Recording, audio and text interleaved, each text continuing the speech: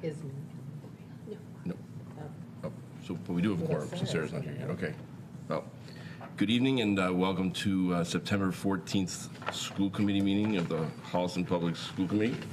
At this point, we'll call the meeting to order.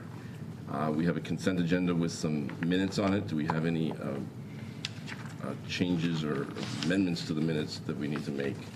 Do we want to pull any out? I couldn't find June 20th, so I haven't read June 20th. Yeah, that one, okay, so let's pull that one out, but that one we didn't get a link to it.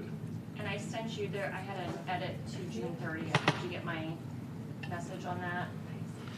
Did you send the email? Well, I didn't have access to it, so I sent a message requesting access. Oh, I'm not the owner, so I didn't get that, so okay. Okay. So we'll pull June 20th and June 30th. Okay. And then there's one, August 24th, I wasn't here, so I have to abstain from that one, I guess. Okay, so. Actually, I don't have to, You so do not. I can just vote on You the do rest. not. Okay. And are we doing, so we'll pull June 20th, Yep. the executive, and then June 30th, the regular and the executive. Oh, I don't think I even saw that there was a distinction. Okay. I only clicked on the link, so I saw whatever was on that link, but it definitely needs edits, so. Okay, so. Pull it. So we'll pull that, so we'll pull June 20th and June 30th all, and are we good for June 26th, regular and executive, or do we want to just do regular? I don't think we have June 26th executive right now, so we have to, so we'll pull the all right, so to be clear, what we're voting on.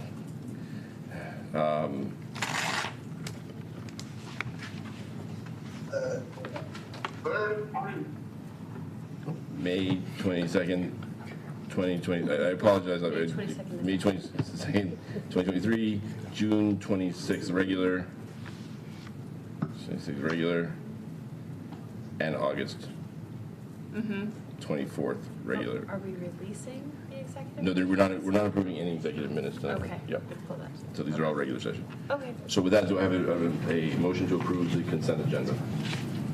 moved by Cynthia. Second by Dawn. All in favor? Aye, that passes. So with that, I apologize, we'll get on to the communication section and the administrative team introductions. And Dr. Kliska, would you take that? Yes, thank you. So you'll see that we have our administrative team on the screen here by Zoom because with the football game tonight and everything going on, we asked them if they could Zoom in and reintroduce or introduce themselves if you have not met them before at the start of the year. So I'd like to start with Placentina with Dr. Slaney. If you could introduce yourself and then your teammates. Hi everyone, I'm Jamie Slaney. I'm the principal of Placentino. And I have with me Cheryl Cordero.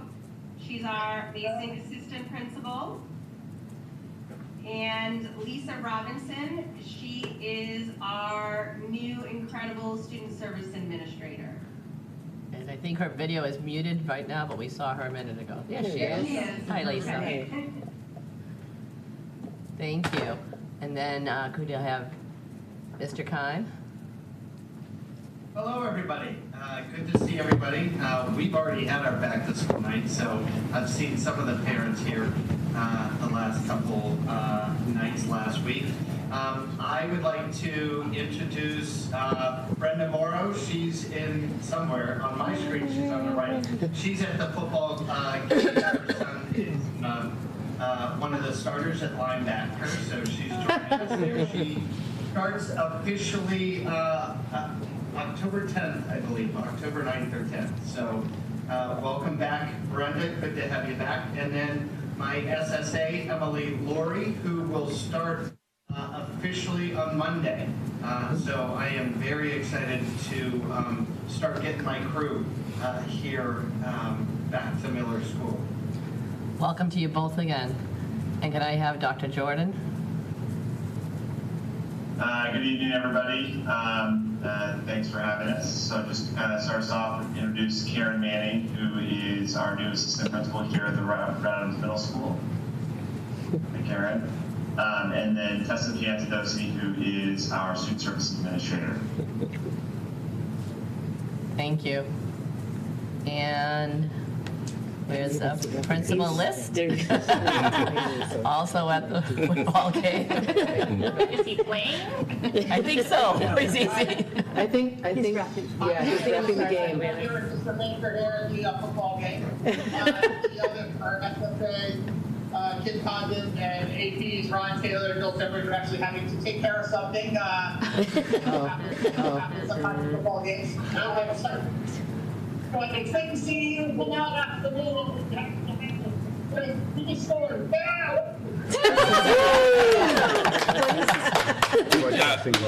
Mr. List, do we have an update on the score now? Oh, he might not have heard you. Oh, is he He checking? muted himself accidentally. He's muted himself. I think we lost Principal List. No, he's down there. Yeah, but He's down there. not really there. He's back to the game. Well, I will say, More we're important excited, things. we're excited about the new members of the team and the returning teammates, and we've already had some great meetings together, so we're really excited to build the team together and have some wonderful meetings together this year. Central admin there too. Oh, Where's Central Jerry Admin, I'm sorry, yes, could we reintroduce our central team as well? Jess? Hi, everybody. I'm Jess Beatty, Director of Student Services. Thanks for having us tonight. And Jariel? Hello, hola. This is Jerry Renee, Director of SEL Inequity in a parking lot waiting for my son. Hola, ¿cómo estás? We've all been there. And Mr. McLeod? Hi, everyone. Present.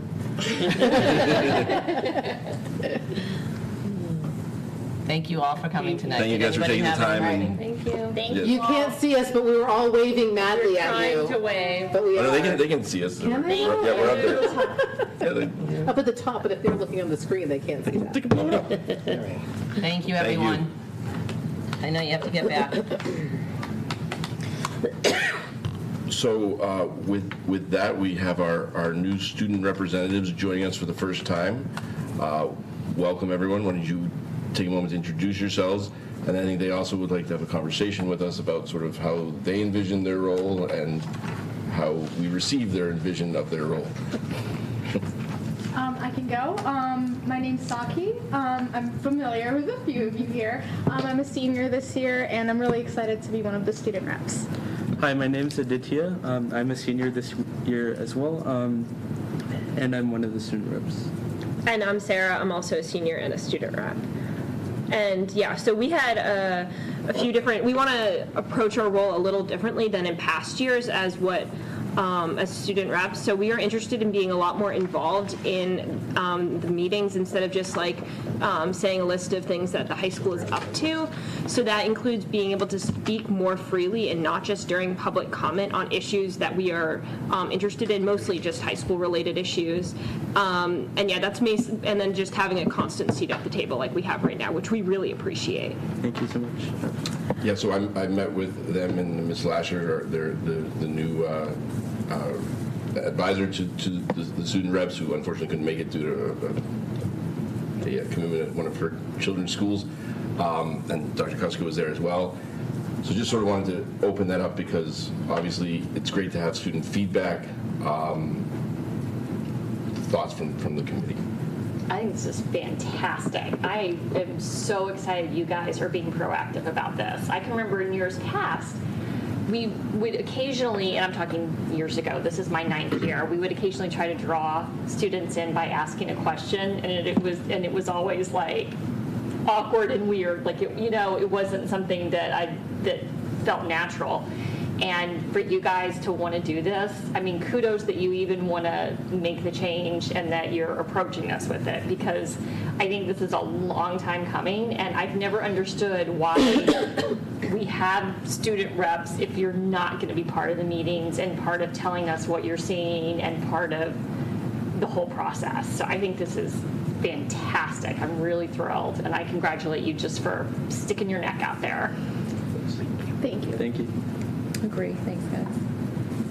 Yeah, thanks for joining us. Actually, MASC has a very prescribed role for what students are supposed to be doing, as well as with the school committee, as far as what your involvement should be. So I would encourage you to look on the amasc.org website about where it talks about your roles. And it is to be involved exactly as Lisa was describing in terms of discussing your thoughts around policies and other things that we're engaged in discussing. So I'm excited to have you join us.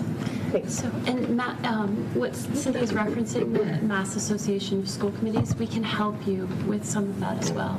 And I feel like in years past we have had, various levels of engagement, people who have sat through different meetings. I do remember 2 reps who worked with us on policy when we were taking another look at like the drug and alcohol policy within the school back in 2019, and came and gave us some input as well. So are there any specific topics that, top of mind that you're very concerned about that you want to kind of flag for us? So I know we mentioned in our meeting over the summer that we would receive the agenda ahead of time as we're supposed to, and then we would email you on what we want to talk about, and you all would be able to veto whether or not you'd like our input on these issues. And I think the major things that we discussed were issues of racial injustice and inequity, any sort of discrimination whatsoever, student services, anything that I'm missing? I would also say curriculum, especially about the high school, because that impacts us directly, and just like major policy changes relating to the high school is things we're interested in discussing. And when we met, I did make a few guideline suggestions that I was going to propose to you guys, just because I wanted this to kind of be what the committee thinks their involvement should be, and that was just that they would refrain from making comments and things about personnel matters, different sort of salary type, anything if we're voting on stipends or things like that. And then also that sort of the committee would have a chance to have its deliberations, its comments, and then sort of they would indicate to me when they, if they would like to participate at sort of once the committee has had a chance to sort of weigh in. Yeah, and you guys probably know this, we can never name names in meetings. Like if there's an issue going on that relates to something around diversity, equity, inclusion, we can talk about the broader issue, but or you can say a high school student, but you just can't name names for obvious reasons. But we should, just state that explicitly. Okay, thank you, and welcome. Can I just say, too, I feel like I've gotten to know Sarah, Aditya, and Saki in various places between advisory, leadership meetings, and present at my student advisory meetings, so I encourage them to continue to attend those as well, because if your voice is not heard here, it's also heard, different places we can have opportunities to speak, and it's important, and it does impact change in the district as well when we hear from our students, so I encourage it. So with that, do you have any sort of, opening comments about how the school's started or anything else that you'd like to raise? Yeah, I'll start off. So basically next Thursday we have our activity fair. This is basically an opportunity for clubs and organizations in the school to sort of market themselves to like the new freshmen and like students from other grades. So basically this is an important period where clubs are currently recruiting and growing and planning for the year. And on the topic of clubs, theater just announced the musical, which is going to be Firebringer this year, which usually happens in November or December. And then we have Homecoming next Friday, and our theme is Tropical Luau. So. On the theme of sports, fall sports are in full swing, and also college rep visits have started for seniors and juniors who are interested. I believe today was Hobart and William Smith colleges and Endicott College, and yesterday was UMass Amherst. And those are continuing throughout the month of October. This is the first time in a few years that the college reps have actually been able to come to our high school, and before it was just all on Zoom. So we're really excited that they get to come. That's great. Wonderful. Okay, and now we'll move on to school committee individual comments. Start with Lisa and work our way down. I wasn't here last week. I missed the first meeting, so I'll just say happy new school year to all. Welcome back to everyone. I know we're well into full swing now, but welcome back to the teachers, paraprofessionals, all staff, and students, and community members. Great. I have nothing tonight. Okay. I just have one thing, which is that Envision Future Holliston is doing some open forums for the community next week. Information about that is on the town's website, but this is a group that has come together to try to plan out like the strategic plan basically for the town. And so your input as community members is really important. So I encourage you, if you can come in person, come in person. If you can do it via Zoom, do it via Zoom. But your input is important as they finalize their documentation that I think they're bringing to October town meeting, I believe. So anyway, so that's all I have. I only have one thing, and that's tomorrow is the last day for community members who are not sort of parents, guardians, or otherwise receiving school emails to sign up. We're going to repost it to Facebook, and then I'll share that out again. But then we'll close that sort of open enrollment period, if you will, for that email list, and we'll reopen it in January. Okay, moving on to public comment, and we do have one piece of public comment. Can we take that chair for a second? So that Joe can sit. Sorry about that. I actually have to head out, but thank you guys Okay. so much. Thank you. Hi. Thank you so much for putting us on the agenda tonight. Really Sure. appreciate it. Just state your name and address and. Sure. My name is Joe Gratton. I'm here on behalf of Holliston Youth Football. Here hoping we can come to an agreement that we can use the restroom facilities at the field during our home games. We've got 5 weekends, 5 days coming up, and we want to make sure that our players, families, friends, visitors, guests can come in and feel at home, welcome, and use the facilities and help support our team. Right now it's a little not quite up to par with everybody else around us that we go visit. They have their facilities open in surrounding towns, and as for example, my parents come to watch their grandson play, and I have to point them to the porta potties over there. There was just I would like to see what we can do to kind of come to agreement to let us open these facilities. And I've spoken with the health department, and they say that it's kind of an agreement between us. So I'm looking at like a partnership, whether it's us, helping facilitate the cost of an extra pump, if it's a tank capacity issue, if it's a facilities cleaning issue, we're more than happy to come in and volunteer or pay for cleaning, whatever we got to do. As it is right now, we're out there doing walkthroughs the day after normally of a high school game, and we're cleaning up the grounds, making sure everybody has a clean, safe place to celebrate the game. And, like I said, we love to be able to level up and use these facilities. Thank you. I know there have been a bunch of emails going back and forth, including with the health department, who I guess had some rules. So what I'd like to suggest is maybe work with Keith and the health department, and if the administration ends up having a recommendation for us, or just can implement something on its own, depending on what it is, go from there. Because I don't think that we'd be in a position tonight. Certainly, it's on an agenda item, so that we can't really make take a vote or anything. But certainly continue those conversations, and Keith, if you and Susan just keep us updated on. Yeah, because I didn't have the history. I'm hearing a little bit more just as of today, so I think it's something we just need to get a little more information on and find out what were the limitations in the past and if they still exist, and whether we can come up with a workaround.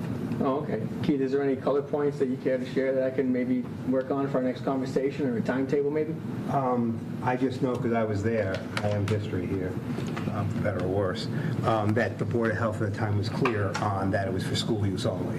And the minutes don't capture the specifics of that, because Scott sent out the minutes, but the minutes also identify the Lions Club Carnival as a profit, and it's not for profit. The purpose of it was to keep it for municipal use, just because there are limitations on the size of the tank, and again, there was a concern about it.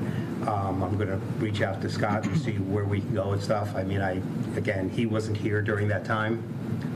So the situation hasn't been broke from the school's perspective. Again, we have the needs that we have. We obviously both service the space. When there's been problems over the years with something, with toilet breaks, we fix it. I mean, we are not at the point for us to be able to determine what a cost would be for it, in all honesty, based on wear and tear and anything else. So we hadn't considered anything like this in the past. I mean, that's just going to take some work to do first, whether it may require a vote from the school committee to go to the Board of Health to get them to change their previous vote. And the vote was based around the permit for us to actually open. I shouldn't say even open, build. It's actually built. Back in 2014. We spent about 2 years working through the DEP, getting them to change the title, the septic regulations regarding tight tanks. The original regulations on tight tanks only allowed it for a failed system, which we don't have. And that failed system had to be involved in either a beachfront situation or I can't remember what the other thing was, something about water supply. So we didn't meet any of the requirements, so they had to actually change it, and I helped craft the language that the Board of Health brought forward to the DEP, but it literally took 2 years to get to that point. At that point, the Board of Health voted to allow us to build the tight tank. We had a design to build the tight tank, or install it, not build it, but install it. And again, part of that vote was to limit its use, something they did. And in fact, I looking back through old emails from 2014, the person who I was working with from the boosters, Patty Austin, even sent me an email saying they're not going to allow Holliston Lacrosse and Pop Warner to use it. And I said, that's what they voted, and so it was clear on their intent then. If that intent has changed, then at that point, I don't know whether they're giving us carte blanche or not, or whether the school committee needs to make a request to change that. Sorry, Patty Austin, she was the president of the boosters back in 2014. So it's way back, and I understand it. But again, she's the one who was with me hand in hand going through this process of the building of the concession stand and then the installation of the bathrooms. But we would want to make sure that the Board of Health was on board, so it may require a board-to-board type thing as opposed to a department-to-department thing. So I just don't know. So should we preemptively put it on our agenda? We have these crazy rules, like we can't vote on things and talk about things unless it's posted on an agenda like 3 days ahead of time. So should we preemptively put this on the next agenda? Well, I'll continue to stay in touch with Keith just to see because there needs to be a Board of Health meeting first, and it might not make sense for us. So it sounds like, obviously we're not going to have deliberations about this, but that we're willing to sort of work with you, try to find out if there is the ability to have a solution and what that is and what that takes to accomplish, that it's not just simply as simple as just unlocking the door, unfortunately, and letting people use the bathrooms. But obviously, you just sent that email to me last night about this, so that's sort of the first we're hearing about it. So this is municipal government. It may take a little bit of time, but hopefully that at least gives you some hope that we will be able to find, or we'll do our best to find a resolution. Yeah, sure. I appreciate Mr. Moles. He kind of said that if we can come to agreement, he can bring it to the chairman of the health board and kind of hopefully try and expedite it because we are at the beginning of the season. We would like to be able to accommodate our folks as quickly as possible. Because think about it, we can't do anything tonight. So what? Sure. I mean, and our next meeting is October 5th. And our next meeting is October 5th. So it's really going to be hard to. I'll work with you offline with Keith and see if there's a way that we can at least sort of Keith can put together a recommendation, have the Board of Health at least look at it before coming to us, and then we can sort of take a vote on that. So we'll see if we can kind of. I appreciate do things to expedite it. Absolutely. Like I said, these are, you said school functions, obviously not technically a high school function, but these kids are coming up in the system and they're the next group that you're going to be rooting for out there. So we want to make sure that everybody feels nice and welcome and excited about the program. Thank you. Understood. Thank you. I'll follow up. Thank you very much for your time. Thank you. Thank you. Sorry, Slowly Chair. Okay. And so now we have presentations on opening events and new hires. And with that, Dr. Tutsu.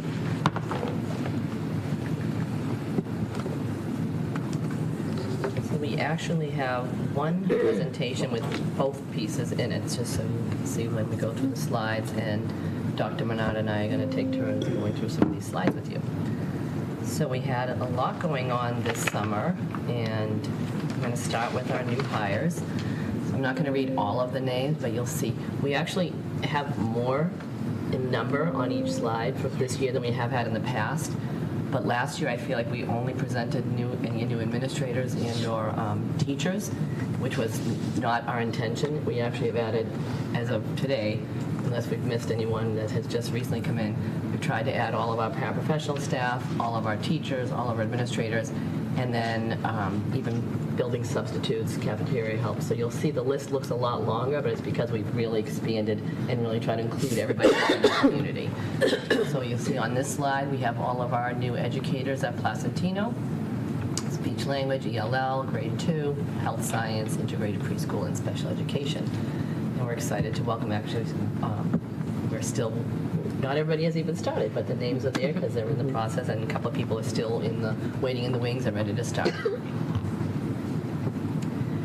And then you'll see we have quite a lot of support staff that started at Placentino, a number of paraprofessionals. I'm going to move this out of the way, because it's kind of... Can't do it.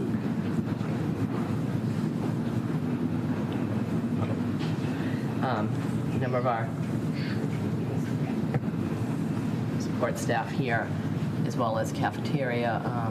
Thank you. I'm trying to manage two things at the same time. One Can on you the do left, that? yeah. Thank you. And permanent building substitute as well. All right, and then at Miller, we have a new special educator, math specialist coach is actually, you'll see some of our staff are shared staff at Miller and Placentino, so you'll see that I put MPL at those, next to those names. And we have 2 new visual arts that are also shared between Miller and Placentino. These are some of our new support staff at Miller: paraprofessionals, our library support staff, building substitute, and cafeteria staff.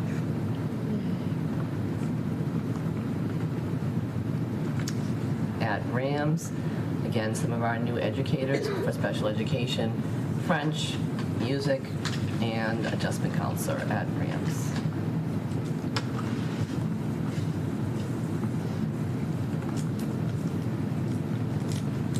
And these are our support staff that joined us over the summer for cafeteria, paraprofessionals, and building substitutes.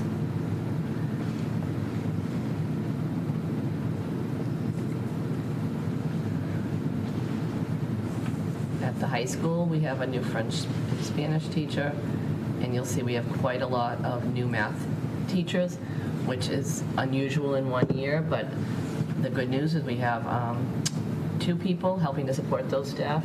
Bob Tivnan is our new department head for the math department, which also includes our business teacher, and we also have our new Ron Taylor is our new assistant principal, who has a strong math background. So we were fortunate. We didn't know that this was going to be the case when it just worked out very well for us that we have 2 people that can help support these new hires as well. And then at the high school for support staff, we have a couple of new paraprofessionals, building substitute. And the long-term sub position is something we've added because the numbers of enrollment and things have shifted. So that is a role that is, I think, 2 days a week at the high school. Done that the last couple of years, trying to support the needs of the office in different ways.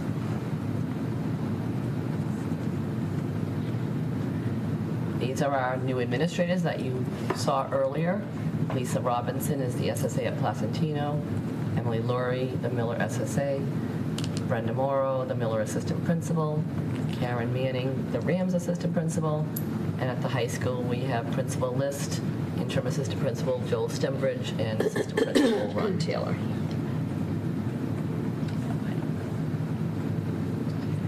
We even tried to, I hope we didn't miss anybody tonight, but we even included our extended day staff. We have a new BCBA that serves multiple buildings, and we have a new maintenance technician. Physical therapist is a part-time role. I think it's 20 hours a week. And then we have extended day staff and extended day group leaders that we're welcoming this summer. And I met with Dion today. We are pleasantly excited that we're not 100% staffed, but in my conversation with Dion today, he said extended day is very well staffed. He was having much trouble, as we were as well as a district, staffing our programs during the pandemic. And he said, as of right now, he's fully staffed. That's great. And we are nearly fully staffed. We still have a few remaining paraprofessional roles. And I've talked to you about one high school special education role that we still would like to fill, but we're not in dire need at the moment. And the same with Miller. We would like to fill the special educator position at Miller, but we're not in dire need right now. But we're still reposting those and hoping to find people for those two roles. Right, so to be clear, we are looking for the special ed teacher. We are still posting for the high school role and the Miller special education role. In the meantime, we're managing, but obviously with enrollment shifts, hopefully it doesn't become a dire need until we can fill that. Joni, you want to take over?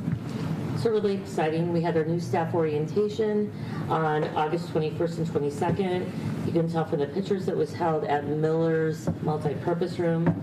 Nice and air conditioned. Remember, it's in August, so it was nice, right? But all 6 central administrators played a role in this and presented different topics. And they interacted a lot with their peers, which they loved getting to know each other. They also had a bus tour of Holliston. You can see Keith down there directing the bus tour. And we treated them to TC Scoops at the end of the hot day, too. With some ice cream, but a great group of new teachers. And we have been very fortunate this year, as we talked about in the past, during COVID, districts in the Commonwealth and throughout the country, and even more so, as we've seen a lot of struggles and turnover during COVID, people leaving the field, moving out of state, lots of changes.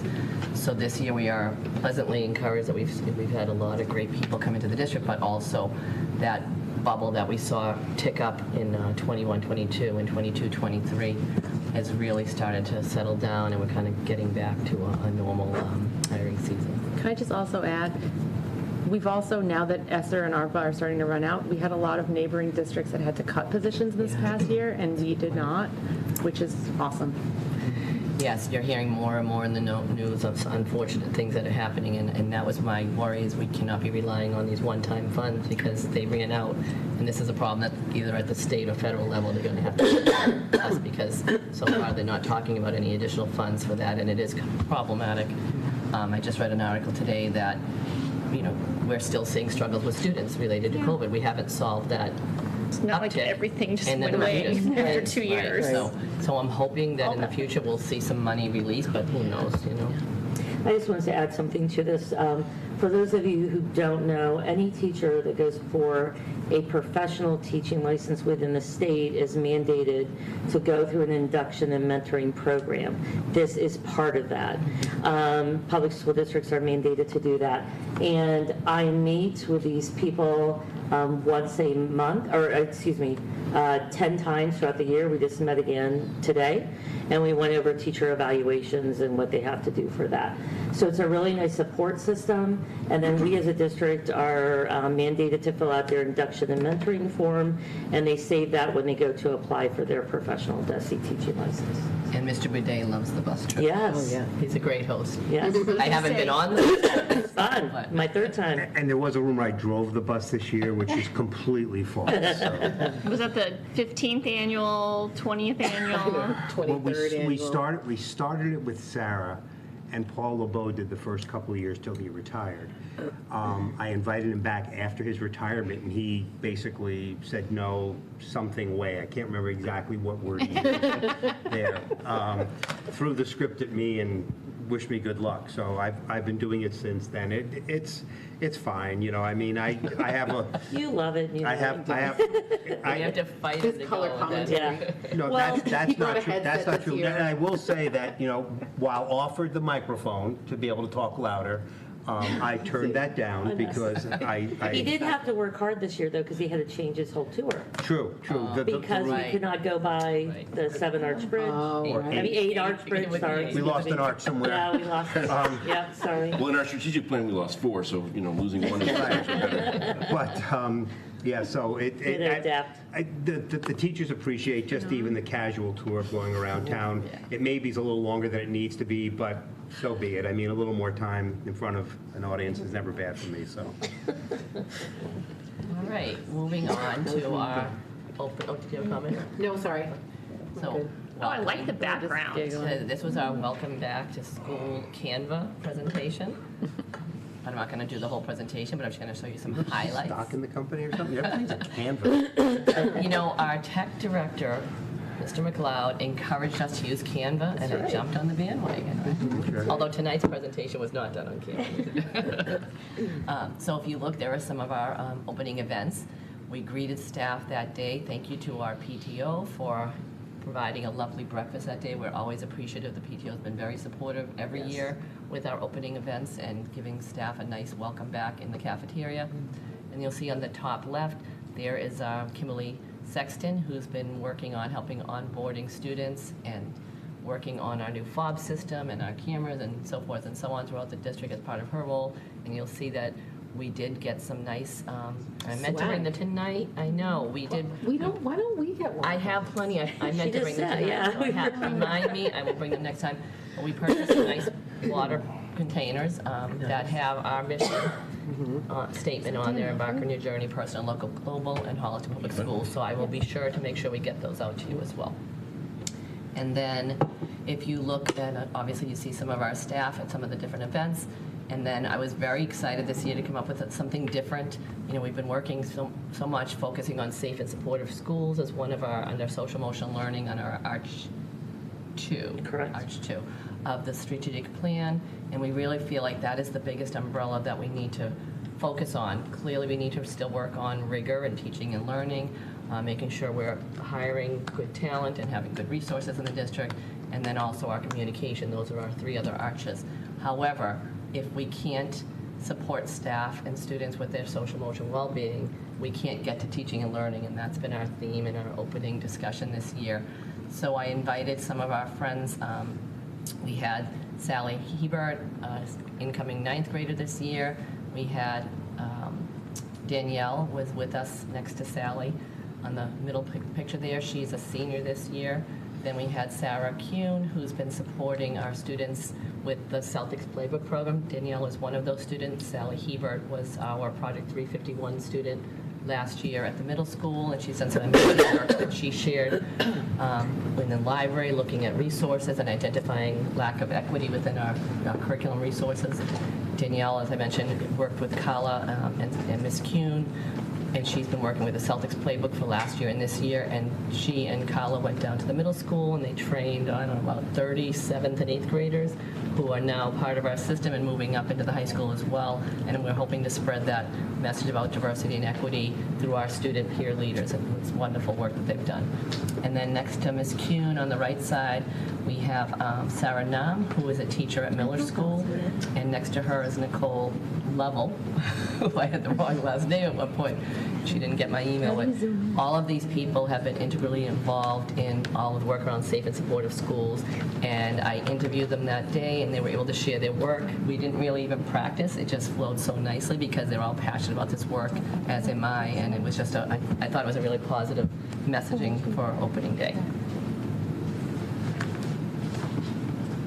Oh, yes. Dr. Menard chooses the pictures, not me, so she always has her extra pictures there. She never seems to put herself in those pictures, but... A picture taken. Do you want to talk about students' first day? Sure. So we had a very exciting day. Just so you know, the central admin helps out with arrivals and dismissals at all the schools that first week. So we get to have a lot of fun. You can see on the far right, that was kindergartners' first day. Which is actually the 30th. I had to put on the 30th. Right. Yeah, that was their first day. But kids had a ball. They came back really excited to come back to school. So it's a nice, positive way to start.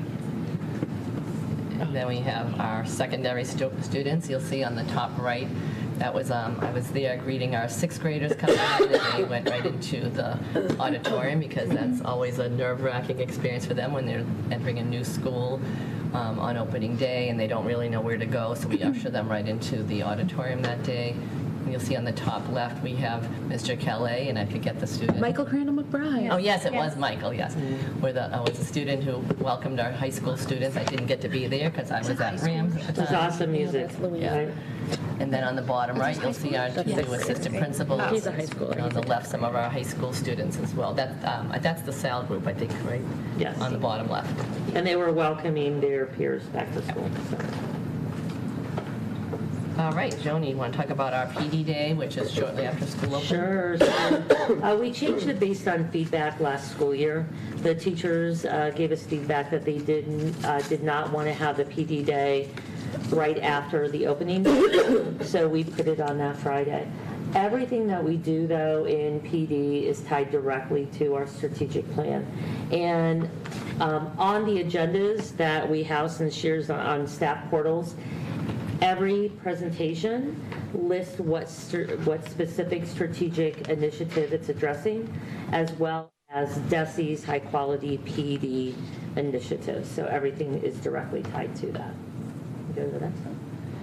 So we had 4 presentations related to the various arches, and one of them was the school safety presentation that I actually presented with. We were very fortunate that we had additional police officers helping out with that. We had our 2 SROs. We had Lieutenant Barrett, who supports the SROs. We had Chief Cassidy there.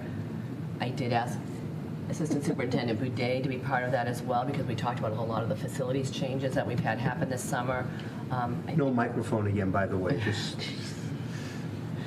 Anyhow, I think, we tried to fit in time for drills. We ran out of time. This is the first time when we were able to get all staff at the very beginning of the year. We included all our paraprofessional staff, all of our teachers, all of our secretarial staff.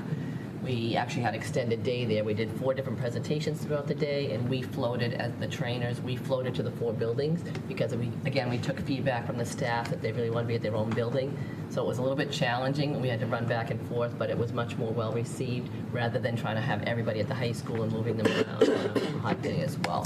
So overall, I think we are going to share at some point soon some of the data to staff about what they shared with us about the PD day, but in general, I felt it was very well received based on the survey data. It was a little noisy in the class in the Yeah, we'll get to that. Oh, okay. Don't we have that picture? And just because some Yes. of this was recorded so that it can be shown or provided to It's all employees who recorded. join us in the middle of the year so that Correct. they can kind of catch up on that sort of training. as well. Correct. And to go back to your point, new teacher orientation was also taped, as well as like the meetings I had throughout the year. And so, yes, we had changed that to Yes. support the onboarding process for people. So Mr. McLeod was able to set that up and get all these presentations done, and then we will have them to share out with staff as they enter. So remind me of that, because we want to make sure that the principals have those, and that would be a good resource for them. Great. Do you want to speak to our safe and supportive presentation? Yes, so Jerry L. was in charge of this, and the really exciting thing is there's 4 slides up there because he worked collaboratively with the administrators in each building as well as a safe and supportive team at each building to develop a differentiated presentation based on what they wanted to do within their schools. So each school's in a different place. And they all included understanding of their school's alignment towards the DESE Safe and Supportive Framework, which incorporates SEL Tier 1. High school talked about a DESE Academy they're doing, and also every school had building-based time, so they could develop where they were going with their safe and supportive work within their own buildings. And Mr. Vernay will be coming to us on October 5th, and he'll have a much more rigorous presentation that he'll go through all. I mean, we've done a ton of work in the last year and continuing. We're really trying to focus on, particularly with our 5-year strategic plan, making sure these are ongoing and continuous work, not just one and done, and that's really been the focus the last couple of years. And Mr. McLeod is here, so we'll let him talk about his presentation with our Student Services Director, Jess Beatty, and himself. All right, thank you. Great to see everyone again. Yes, I had the pleasure of presenting with Jess. So we focused on 3 Power School products that we introduced this year. Special programs, which you've heard quite a bit about, that's IEPs, 504s, and ELL. Massive project. We also launched a new absence management system for staff, another big project. So Michelle LeMay and Jess and Jody Renee Miller, our data system specialists, were really the architects behind special programs, a ton of work. And then Jody Renee Miller was helpful with SmartFind, which is our absence management. So launching major projects obviously took a lot of resources and manpower, but we had to make sure staff were comfortable with that. The third product that's not necessarily PowerSchool, but it's embedded, is called BrightChat. So Jerry, I'll refer to this in the spring, I believe, but we're going to introduce shortly to families a two-way communication system. So it's essentially going to be a chat. It's optional for teachers. It's a pilot. We want to see how it's received by both staff and families. But there will be some teachers, we believe, trying a chat as opposed to emailing, which is a little more, the delays back and forth, emailing teachers, you could possibly have a chat. Do you want to talk about the different languages? Yes, so this chat, once families download the app, so the first time you receive a chat message from a teacher, it's going to prompt you to download the app. No one wants an app, but this app is actually very nice because it will translate based on the language the family selects automatically. So when I send a message to the family, the app will translate it for that family, and then when they send it back in that language, it translates back in my language. So the L teachers are so excited about that because they have not had a resource like that. It's called BrightChat. It's you're all familiar with Bright Arrow. It's our mass communication tool. So this is a spoke of that tool. So the nice thing about it is all of the rosters are built for teachers, and so they can initiate a group chat with the entire class if they wanted to, or just select families. So I could just select two of the families, and I say, hey, can you ask such and such to do a little more homework, for example. So lots of options for teachers, but we're excited because the rostering is right there. Teachers don't have to do any of that. They just select the families and start the chat. Yeah, so I can just, obviously that's huge for the communication arch, getting communication out to multilingual. But I just wanted to add too with the SmartFind Express, that was a necessity because we had a homegrown tool that we were using called Greenlight. That was one of our former staff members had created, and that was going to be, he coded it a long time ago, and it was no longer going to be available to us. So therefore, we had to find something, and SmartFind is part of PowerSchool, so we added that module. We started, I want to say like last January or so, February. Yes, we learned in February that Tom is our former tech integration specialist here. He designed the system. He informed us that Google was making changes this past summer and that he would no longer be able to accommodate. So we started the process then. It's quite a robust system. It has a huge substitute component, which we're not launching right away. But we had to get staff, again, comfortable just putting in an absence. So that's kind of where we are right now. And similarly, the special ed, what's it called again? Special programs. Special programs. It serves two purposes. One, the IEP process was moved over to that, and that was a yeoman's work to get all of that uploaded and get access. And they started training last spring with a lot of our special education staff. So this was getting the rest of our staff trained on September 1st. There's still some wrinkles there. And then also the fact that now our ELL students get all the translated materials. And a bigger part of that is from a compliance perspective. This is now we're able to sign all of those electronically online with parents, so it's actually taking a ton of work. Eventually, it will take a lot of work off of our secretaries and our SSAs and liaisons for special ed, having to keep sending out paper copy. So ultimately, it's going to strengthen our communication and engagement moving forward. But obviously, the first year, it's a lot of work to have to move over these programs. We do think having it all in one place is really going to streamline things for us immensely. Right. One more piece of the presentation. I'm sorry. Just a quick question about BrightChat. Is it solely for smartphones, or is it also something if a family just has a computer and doesn't use their smartphone for communication? Is there Great question. You would receive an email. Okay. So on your computer, you can engage in the chat via your computer or phone. And if a teacher has a family that just hasn't, will they be able to see that they haven't opened or received any of these messages such that they could then Correct. know that they need to do written communication? Is that Yes, a feature? there are reports that teachers can run to see, which families received the message. Okay, thank you. So, great questions. So you had one more thing? We also wanted to give teachers permission to use AI tools. So part of the presentation we didn't get to spend a ton of time was showing them 3 AI tools that we endorse. Canva has some AI embedded in it, but there's another one called CuriPod, which is outstanding. It will do a presentation for teachers in a matter of minutes with all the interactivity.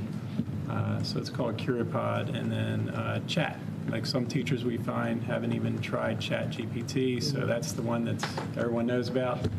So we just wanted to share, like building a rubric on chat is quite robust. Lesson plans, maybe not so much, but you can design a quiz, 10 question Algebra 2 quiz with answers in chat in just a matter of seconds. So it's impressive. We didn't get to spend a ton of time on that because of the other projects, but we will follow up with that, and you'll be seeing communications from me about a task force forming around AI. So. Yeah, and in fact, it's funny, 'cause my daughter just had PD at her district as a teacher the other day, and she called, I think it was yesterday or the day before, and she was all excited. They did a lot on ChatGPT and had a presenter come in, and we had hoped to do a module more specifically on that, but when we were seeing how much we were putting on that day, we really wanted to make sure we were not overwhelmed. I mean, it's still a lot, but we wanted to do hour-and-a-half sessions, so we did 4 1.5-hour sessions to really try to focus and give a good amount of time, and then hopefully can circle back and do some more on AI. Right? Absolutely. Students, you're at the top of our mind, but we have some privacy issues we have to get around before we can really roll it out for all students. So we're working on that. Canva, we have a privacy agreement, so that one's fairly easy, but chat, not so much, so we have to figure that one out. Thank you, Mr. McClellan. Thank you. And then we had one more presentation. It was with our district consul, Katie Meinault. And for those of you guys who don't know, last fall, discipline laws greatly changed, and principals had to follow those within the fall.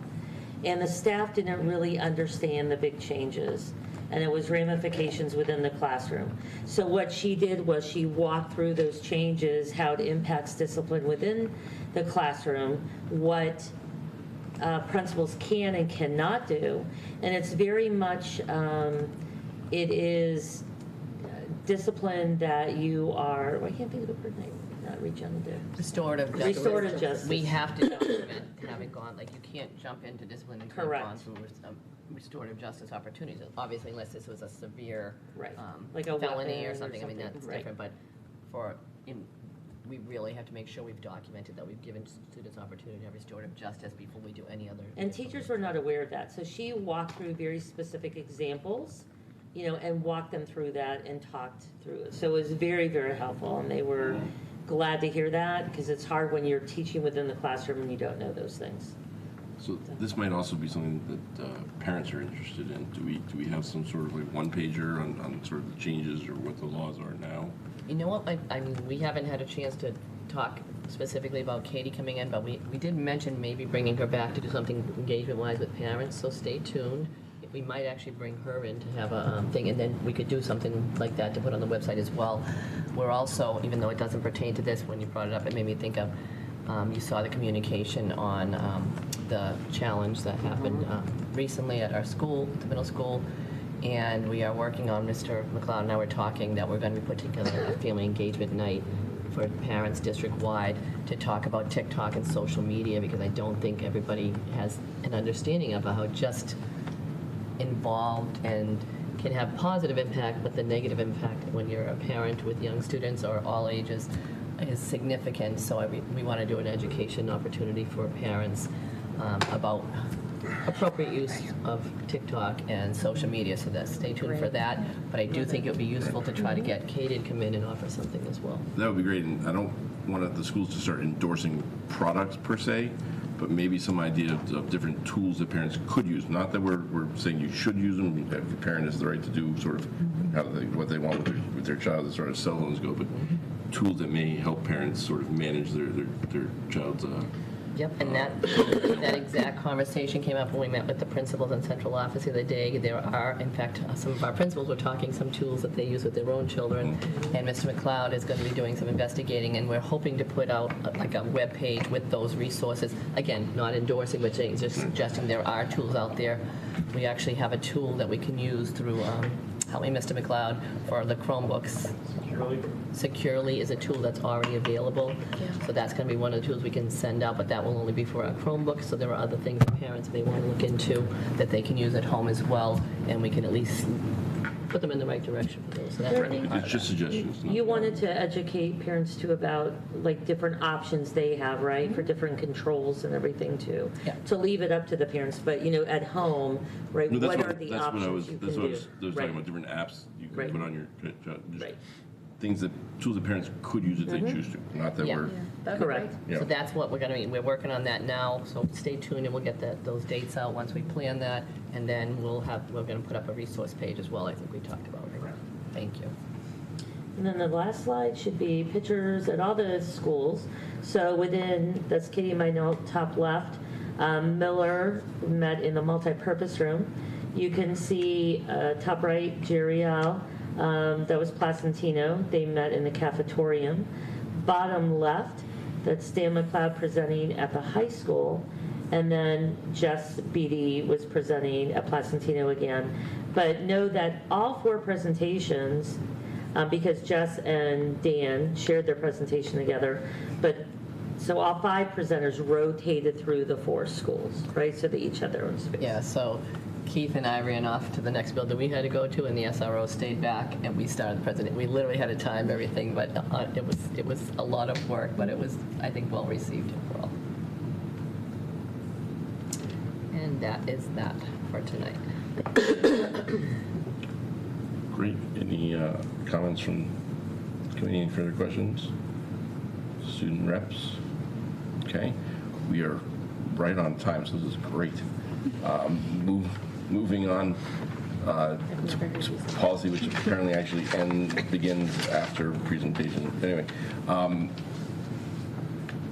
do you have Yeah, policies, yep. So forgive me, I keep having this tickle in my throat, so I might have to pass off some reading to others if I have difficulty, but. 17.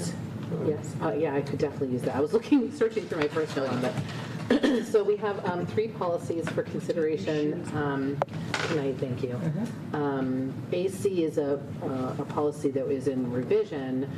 We are looking to kind of make a whole-scale change in that policy to go in line with MASC's policy, which we did a couple little tweaks to, but for the most part, we kept their consistent language. So because we are kind of making a wholesale change, we have to kind of read the entirety of what we're changing. So so bear with me. Do you want to do the reading? Do you mind? Okay. So just in the bottom section where you start from HPS. Okay. So the whole thing you have to read because even though it doesn't look like it, you just have to read it. Okay, so Holliston Public Schools, HPS, is committed to maintaining an education and work environment for all school community members that is free from all forms of discrimination, including harassment and retaliation. The members of the school committee include the school committee, employees, administration, faculty, staff, students, volunteers in the schools, and parties contracted to perform work for HPS. HPS does not exclude from participation, deny the benefits of HPS from, or otherwise discriminate against individuals on the basis of race, color, sex, sexual orientation, gender identity, religion, disability, age, genetic information, active military, veteran status, marital status, familial status, pregnancy or pregnancy-related condition, homelessness, ancestry, ethnic background, national origin, or any other category protected by state or federal law in the administration of its educational and employment policies or in its programs and activities. HPS requires all members of the school committee to conduct themselves in accordance with this policy. It shall be a violation of this policy for any member of the school committee to engage in any form of discrimination, including harassment and retaliation, or to violate any other civil right of any member of the school community. We recognize that discrimination can take a range of forms and can be targeted or unintentional. However, discrimination in any form, including harassment and retaliation, will not be tolerated. It shall also be a violation of this policy for any school community member to subject any other member of the school community to any form of retaliation, including, but not limited to, coercion, intimidation, interference, punishment, discrimination, or harassment for reporting or filing a complaint of discrimination, cooperating in an investigation, aiding or encouraging another member of the school community to report such conduct or file a complaint, or opposing any act or practice reasonably believed to be prohibited by this policy. And then asterisk, race, to include traits historically associated with race, including but not limited to hair texture, hair type, hair length, and protected hairstyles. The legal references. You can, but you don't have to. You can just say what they are. Yeah, Title 6, Civil Rights Act of 1964, Title 7, Civil Rights Act of 1964 as amended by the Equal Employment Opportunity Act of 1972, Executive Order 11246 as amended by EO 11375. The Equal Pay Act as amended by the Education Amendments of 1972, Title 9, Education Amendments of 1972, the Rehabilitation Act of 1973, the Education of All Handicapped Children Act of 1975, No Child Left Behind Act of 2001, 20 U.S.C. Section 7905, Boy Scouts of America Equal Access Act, MGL 71B1, Chapter 766 of the Acts of 1972, Genetic Information Non-Discrimination Act of 2008, the Crown Act of 2022, Chapter 117, and then cross-references are ACE, Non-Discrimination on the Basis of Disability, ACAB, Sexual Harassment, GBA, Equal Employment Opportunity, IJ, Instructional Materials, JB, Equal Educational Opportunities. Okay. Any questions? Thank you, Sarah. Did legal look over this first, or you pulled it right from MASC? You pulled it from MASC, but also Katie, I believe, looked through this one as well. Katie looked through Yes. this? Because one of the noticeable changes is like that we don't have a coordinator or someone to refer to now, right? Well, that's in a different policy. It is? Yeah. Okay, Yeah. that's what I wanted to know because Hopkinton still just amended in 23, early 23, and they still have like a designated person within AC that civil rights things should be Directed referred to. So are we absolutely sure if we change this and get rid of that designated person that we're covered by another policy? I will double check Can with we Katie. just double check Yeah, and we be sure sure will. reading too? Because one of the things that we had a concern about is that in the past, we had listed the name of the Yeah. person in Right. charge, and that That's doesn't help with what I them. thought. But if we need to put the title in, we can double check. We can just add that Because I in. think it might need to be in this policy, but double check on it. Okay. Sure. The other is we had some question about like what do they mean by genetic information, and that was more about in hiring practices. So like if you let's see, I can describe this. So like if you do a pre-employment screening for someone, you can't rule them out as saying, I'm not going to hire them because they might be genetically predisposed to something that would then cost us money for like health insurance or something like that. So that's why that's included. And I just added that because I just seen it, so I wanted to add that in there as well. So that's not in the MSC language, we're just, No, it was in there, just other people, someone had a question about what does that mean. So I just wanted to clarify. so it. no hair samples. Correct. Yep.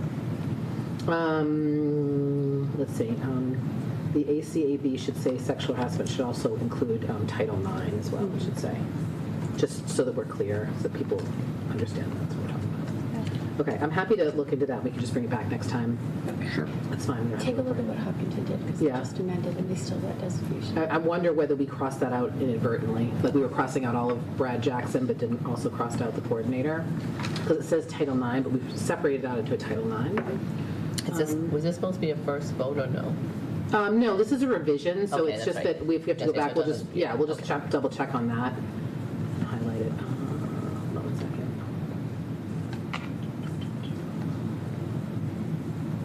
I didn't have the agenda up, so I was trying to remember. Okay. All right. Hold on. All right. And then the next one is, it's ACAB, which is our Title IX, sexual harassment policy. And because this is a 9-page policy, we don't have to read it all over again, but I did highlight for everyone, and I'll just go through like the highlighted points. So I actually just put them in, if you scroll down, you should be able to see them in yellow, because I just wanted to make sure that people knew that we had made the changes that we had discussed last time. So any references to him or her, we've changed to them. There was only a couple of them, but we actually changed all those. Anything that says Holliston Public Schools should say HPS.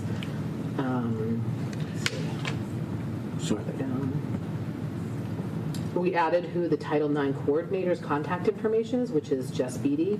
So I thought we were going to link to a page on the website that would have this information so that we could just update the website and not have to update the policy. I think we did say that, put it as a In link case it's not to just- the. Right, I mean, you're right. just to make it so that we don't have to actually Yes. change And not policy. to her. Yep. Right, we don't want to have to amend for that reason. We don't Right. have to. Okay. So let's. So you could just leave the role in there, and then we can fix that. Okay.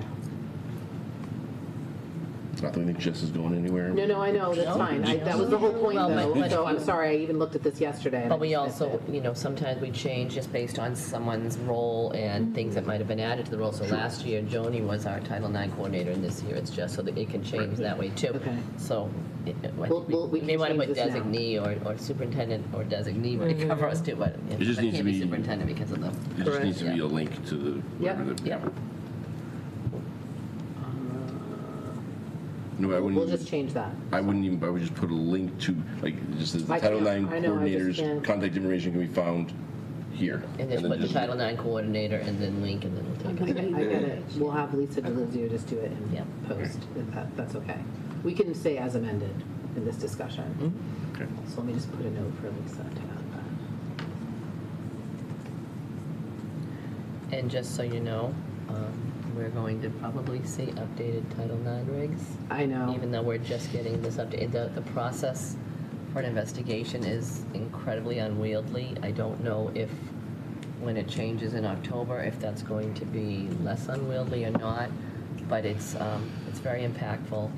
And in a Title IX investigation, one of the concerns we hear is in other investigatory processes, we rescind names of students in a process. In Title IX, you are not, if you have a report investigation, you are not allowed to rescind. So this is, this is part of that communication to families. Just, we would not discourage a Title IX investigation, but it's important that they know what the ramifications are of. It could mean some of your child's information can become public that we try to protect and buffer it. And we have no control over that. It's the law, unfortunately. Mm-hmm. All right, let me go further down.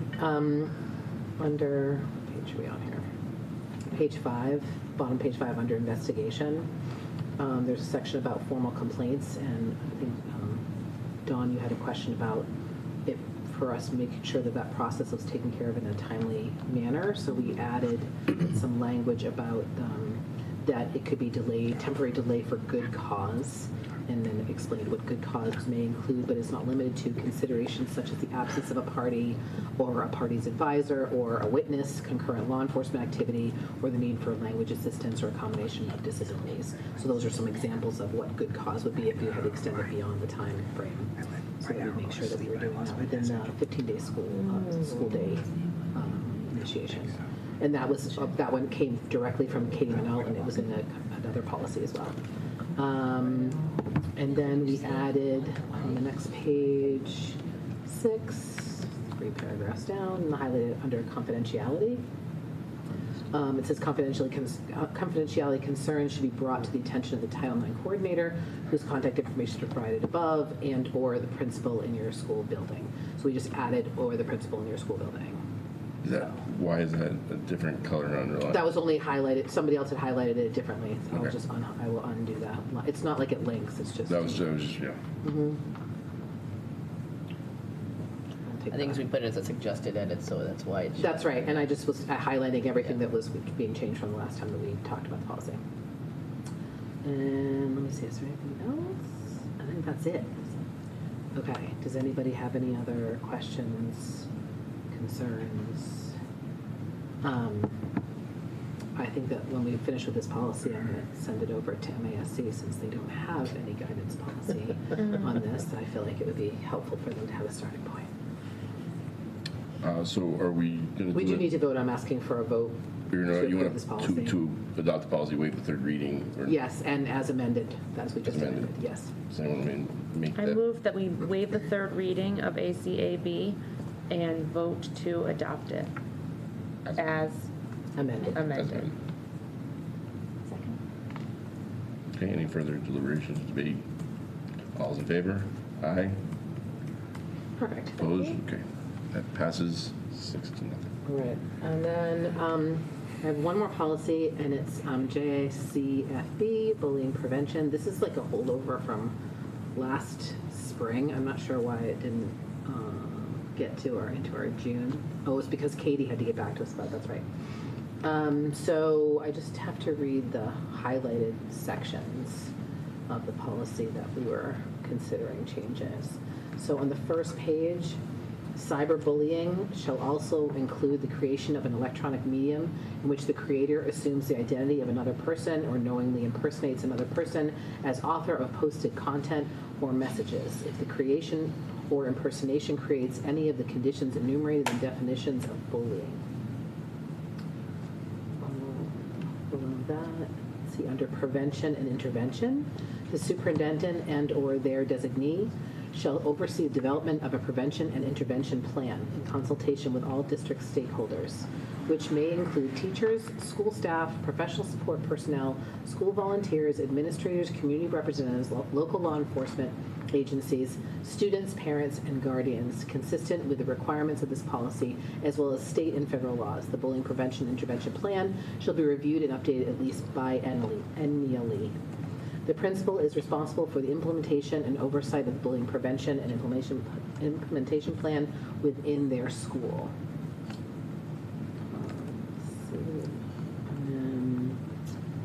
It's the same under investigation procedures. We just moved the order. I think it says pretty much the same thing, but I'll just read it anyway.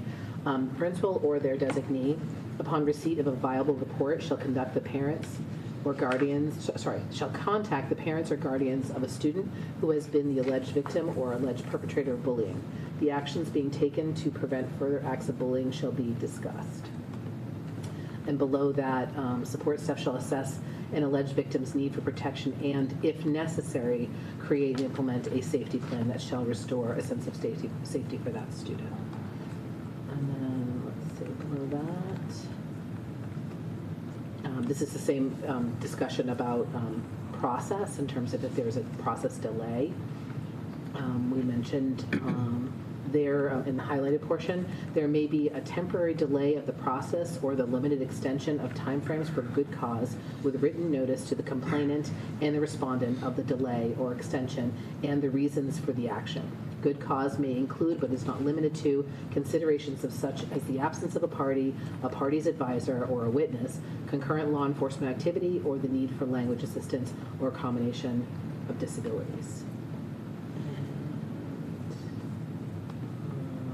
We added under training and assessment that the curriculum should include pre-K through 12 plus students, not just K through 12.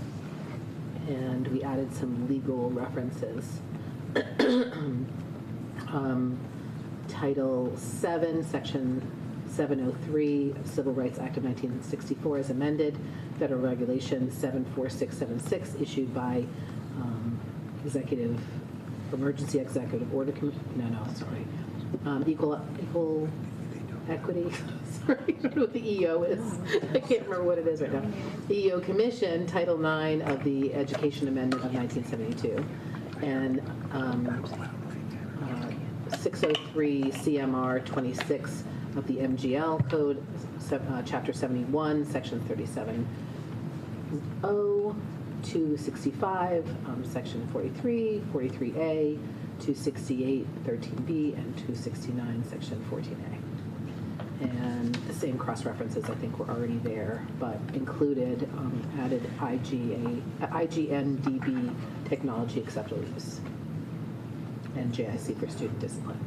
Okay, any questions, concerns, clarification? My questions are actually about a portion of it that we're not actually touching. Can we talk about those? Yeah. So it's with the where bullying is prohibited. Some of it is a little bit vague. Which and page then, are you looking on? sorry, it's 1 to 2. yes. Yep, Yes. bottom of page 1. Some of it's a bit vague. I think at school-sponsored or school-related activities, and then function programs, whether on or off, so it could be almost sort of combined.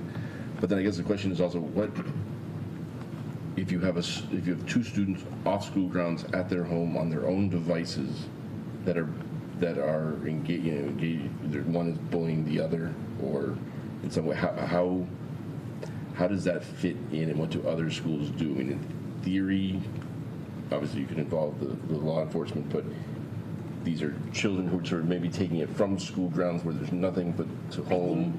I think the second paragraph after that, Yes. on page 2, the first full paragraph on page 2 addresses that. So, Mhm. like in your scenario, 2 kids at 2 separate homes using their own devices but bullying, it still becomes under this policy if it creates a hostile environment at school, infringes on the rights of the victim at school, and/or materially and substantially disrupts the education. So, yes, I think they could be at 2 separate houses. And would you agree with that? I would. But I do agree with you on the paragraph that you first referenced. Right. Bullying is prohibited.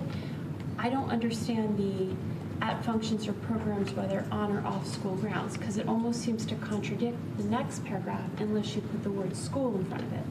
And what I mean by that is, okay, bullying is prohibited at functions or programs off school grounds. Okay, but what if it doesn't impact school in any way? Would you agree that that falls under this policy? I don't think you would.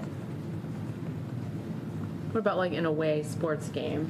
Like, should we put the word function at school functions or programs, whether on or off school grounds? Is that what we mean by I think functions? maybe you could do, because That's why I was suggesting you almost combine the could be topic. literally anything. You almost combine the Or should we school-sponsored and say at school-related. school-sponsored or school-related activities Or functions. whether on or off school grounds? Would that be something we could consider changing? and Yeah, make I that? think so, because if you look at, there's another bullet there about if it's on our technology, so that could be, even if it's not impacting at school, but they're using our technology, that's Right. a separate issue. I agree, but. So yeah, you may want to add, But if it's not on our technology and it's a function that's not on at school related at all, And not it's not impacting the impacting it at environment. school, it doesn't fall under this policy. And I would suggest that probably most of it, so certainly the cyberbullying would not be on school-issued device. I'm just, it's going to be on. Well, it could be. It's going to be on. You never know. Well, maybe there's something, but I'm just saying, like, it's much more likely to be.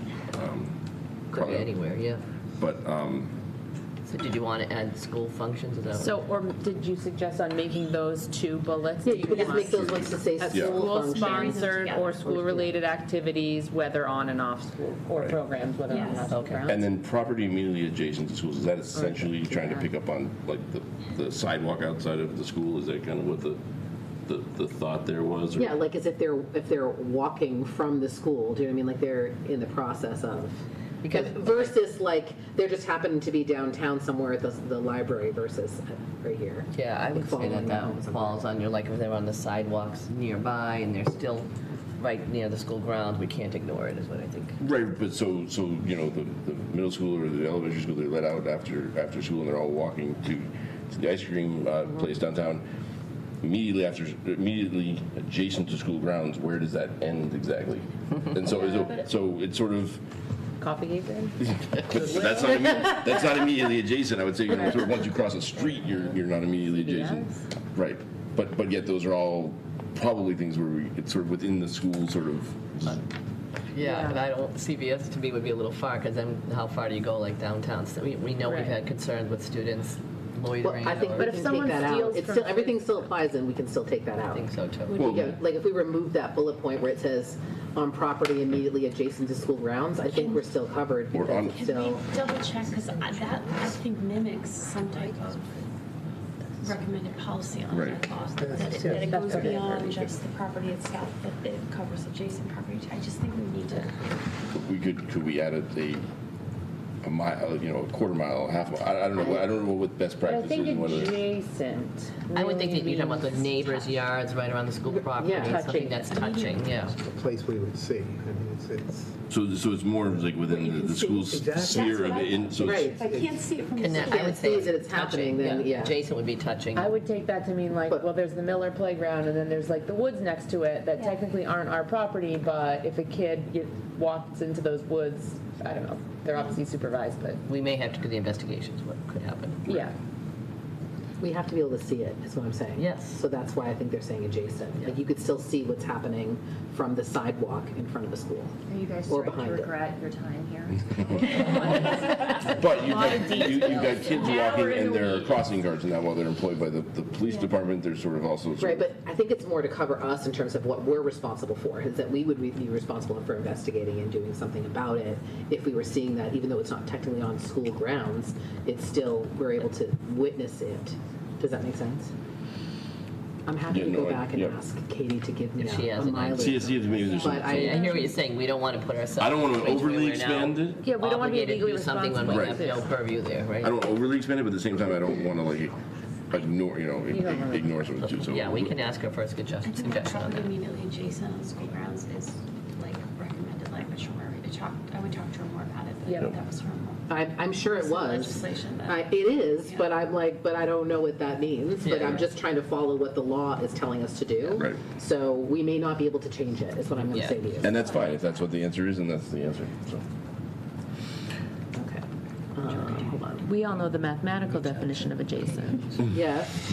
No, actually, I don't. Is that a squared plus b squared equals c squared? Well, sometimes, yes. It could be A or B. Since you have the other one. Yep. Thank you. Oh, yeah. Yep. It's in the, It's in the Mass General Law. I that thought it language. was, I knew it. Sarah just Googled the phrase and yeah.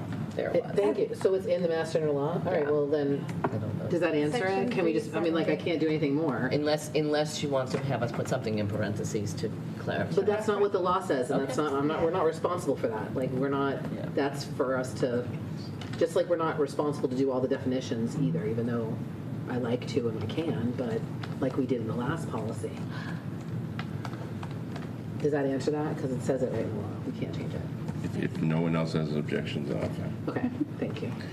I would like to just move on from this policy because it's been just dragging. I'm just saying, like, it has been. We've had it on the agenda for a long time, so I would rather. Yeah, we'd like to get these We need back to up get on them, the- yeah, so in the future, if you do have something, if you could send it to me ahead of time, I'm happy to research it and find out from Katie so that we can come here and I do try to read them. I know you do, I'm not, this is not a criticism of you, I'm just saying in general, like, that helps. Okay. Okay. So I would request that we approve the revision of this policy as amended. Someone like to make that motion with the code with the agenda. Did you? I made the last one. I'll do this. There's nobody's keeping score. You're I'll going. make a motion to approve policy JICFB for bullying prevention. You should say as amended. As amended. Dan's the only Second one by to tell you Dawn. that. Okay. Any further discussion? All right. All those in favor say aye. Aye. Passes 6 to Thank nothing. you. And for the record, though, Lisa actually is keeping score in the minute. She actually probably is. You get a prize. You get a prize, Amanda. Okay, well, thank you for your attention to policy this evening. I'm done. Thank you for working on it. All right. Now we're going to. Thank you for helping. Actually, it seems like we had a order from. Anyway, central office administrators update. Yes, we talked quite a bit about opening events, so I won't belabor that, but I feel like we are definitely feeling much more positive about the opening of schools with all the, you heard us talk about our concerns about staffing, and in the summer we had a real crunch, particularly with our educational support staff.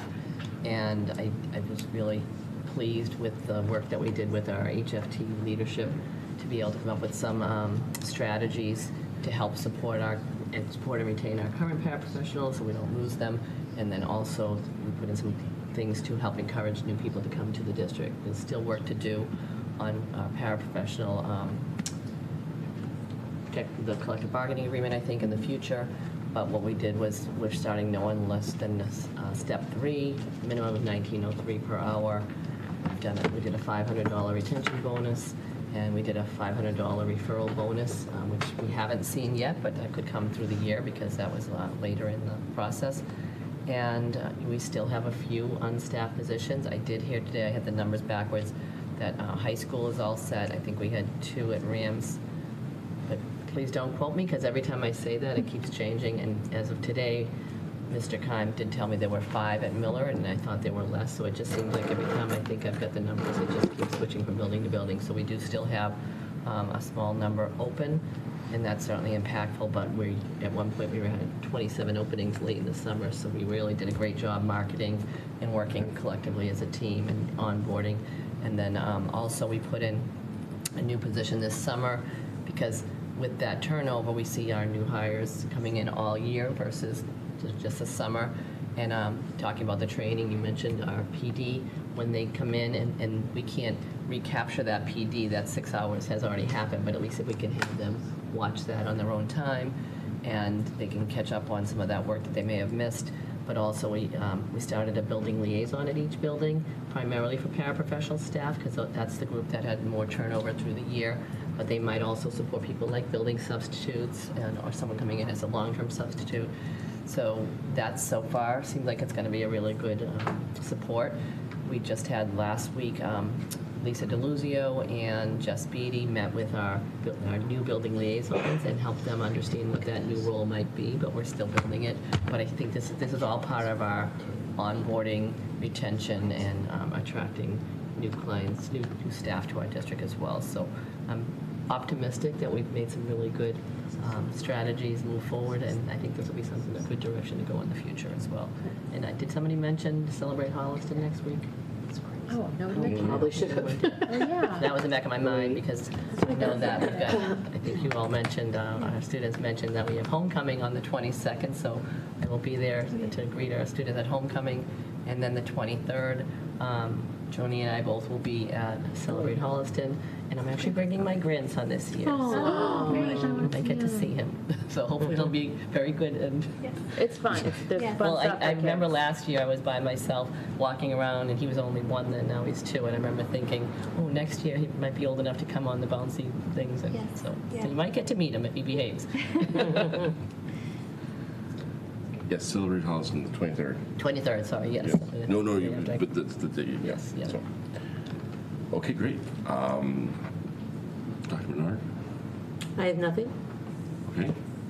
We had it all in our presentation. That was great. Mr. Boudet. Just want to quickly update you all on the progress on the roofing project at Placentino Miller. We're still awaiting the drip edge to be completed, but all the shingled section is done. Weather hasn't been our friend, we'll say, to say the least. They were supposed to work this weekend, but, storm comes up every now and then. So they're hoping to complete it by the end of next week, kind of working off hours, and we'll go from there. I'd also like, if any of you ever have any of your neighbors or friends or peers mention to you that the buses are having problems getting there on time, the amount of road construction going on and in different places affecting different routes, and it's not just road construction, it's utility things, it's gas lines, it's Verizon doing things. It's been a nightmare, to say the least. So for us to have a bus that's 10, 15 minutes late is very common right now, and it's not the same bus every day as they move around town. So just tell people to be patient, and there's not a lot we can do. So I have a couple emails for them.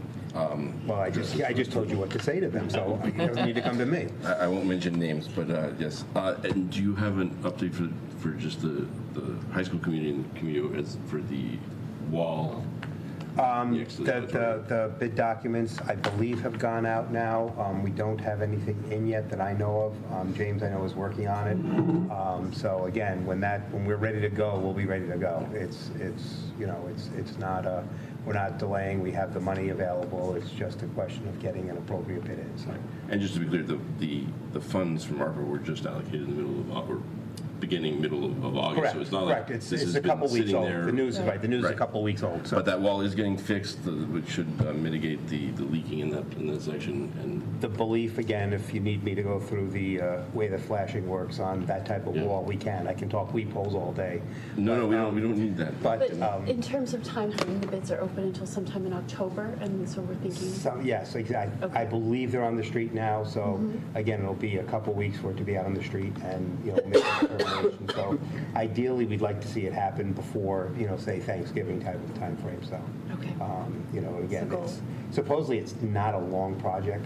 I don't know. I mean, I still question whether the wall's going to come crumbling down, but these people are pros. I'm not at that. So it's giving us a guarantee. Since you brought up the roof at Miller and Placentino, I did want to mention we've been working with James Keaston. Keith and I have been working to see if we can get some estimates on repairing and/or replacing one or at least one of our playgrounds at Miller Placentino, but obviously repair would be first. I do want to say publicly, they are ADA compliant because they're grandfathered. That does not mean they would be ADA compliant if they were a new build. Obviously, they would have to have new features that are required for today's expectations. So I can't say when or how or price-wise what it would cost, but we are looking into minimally trying to repair all three and potentially get some more mulch into the ones that have significantly reduced. So we will update you as soon as we have more information on the possibility of those. That's great. I think we're going to end up sort of at least talking around that a little bit more when we talk about our fall capital request too, just as far as how that impacts. And updating on budget conversations about that. That could impact that, yes. Yeah. Okay, anything else? No. Any other questions for the administrators? Okay. Thank you. We'll move on to personnel, the approval of the 2023-2024 extracurricular stipends. This is a process that, again, is required by our independent auditors with regards to student activities. They want you to have an annual vote on the clubs that you have approved possibly already for how they are paid, but this is that they're actually going to exist for this year. Student activities is the bane of many business administrators' lives just because it's something that we don't have a lot of control over individually. It's actually an account that works more with the town than with me per se. I act as your agent in this, but it's at the account, statutorily, the account is between the high school principal and the town treasurer and the town accountant, so it's a little different. But we interject ourselves as much as we need to or have to. So, but the auditor has made the strong recommendation. We've actually been cited on this that you need to vote on these every year, just because there's a checking account that's available for transactions. There's money that gets moved by your votes from the money market account to the checking account to pay bills. But again, it's a lot looser than anything that I would normally deal with in dealing with the appropriation. So, contained in your packets is the list of clubs that have been proposed for the year by the principals. I guess proposed is the best way. These are all clubs that you have voted on at some point.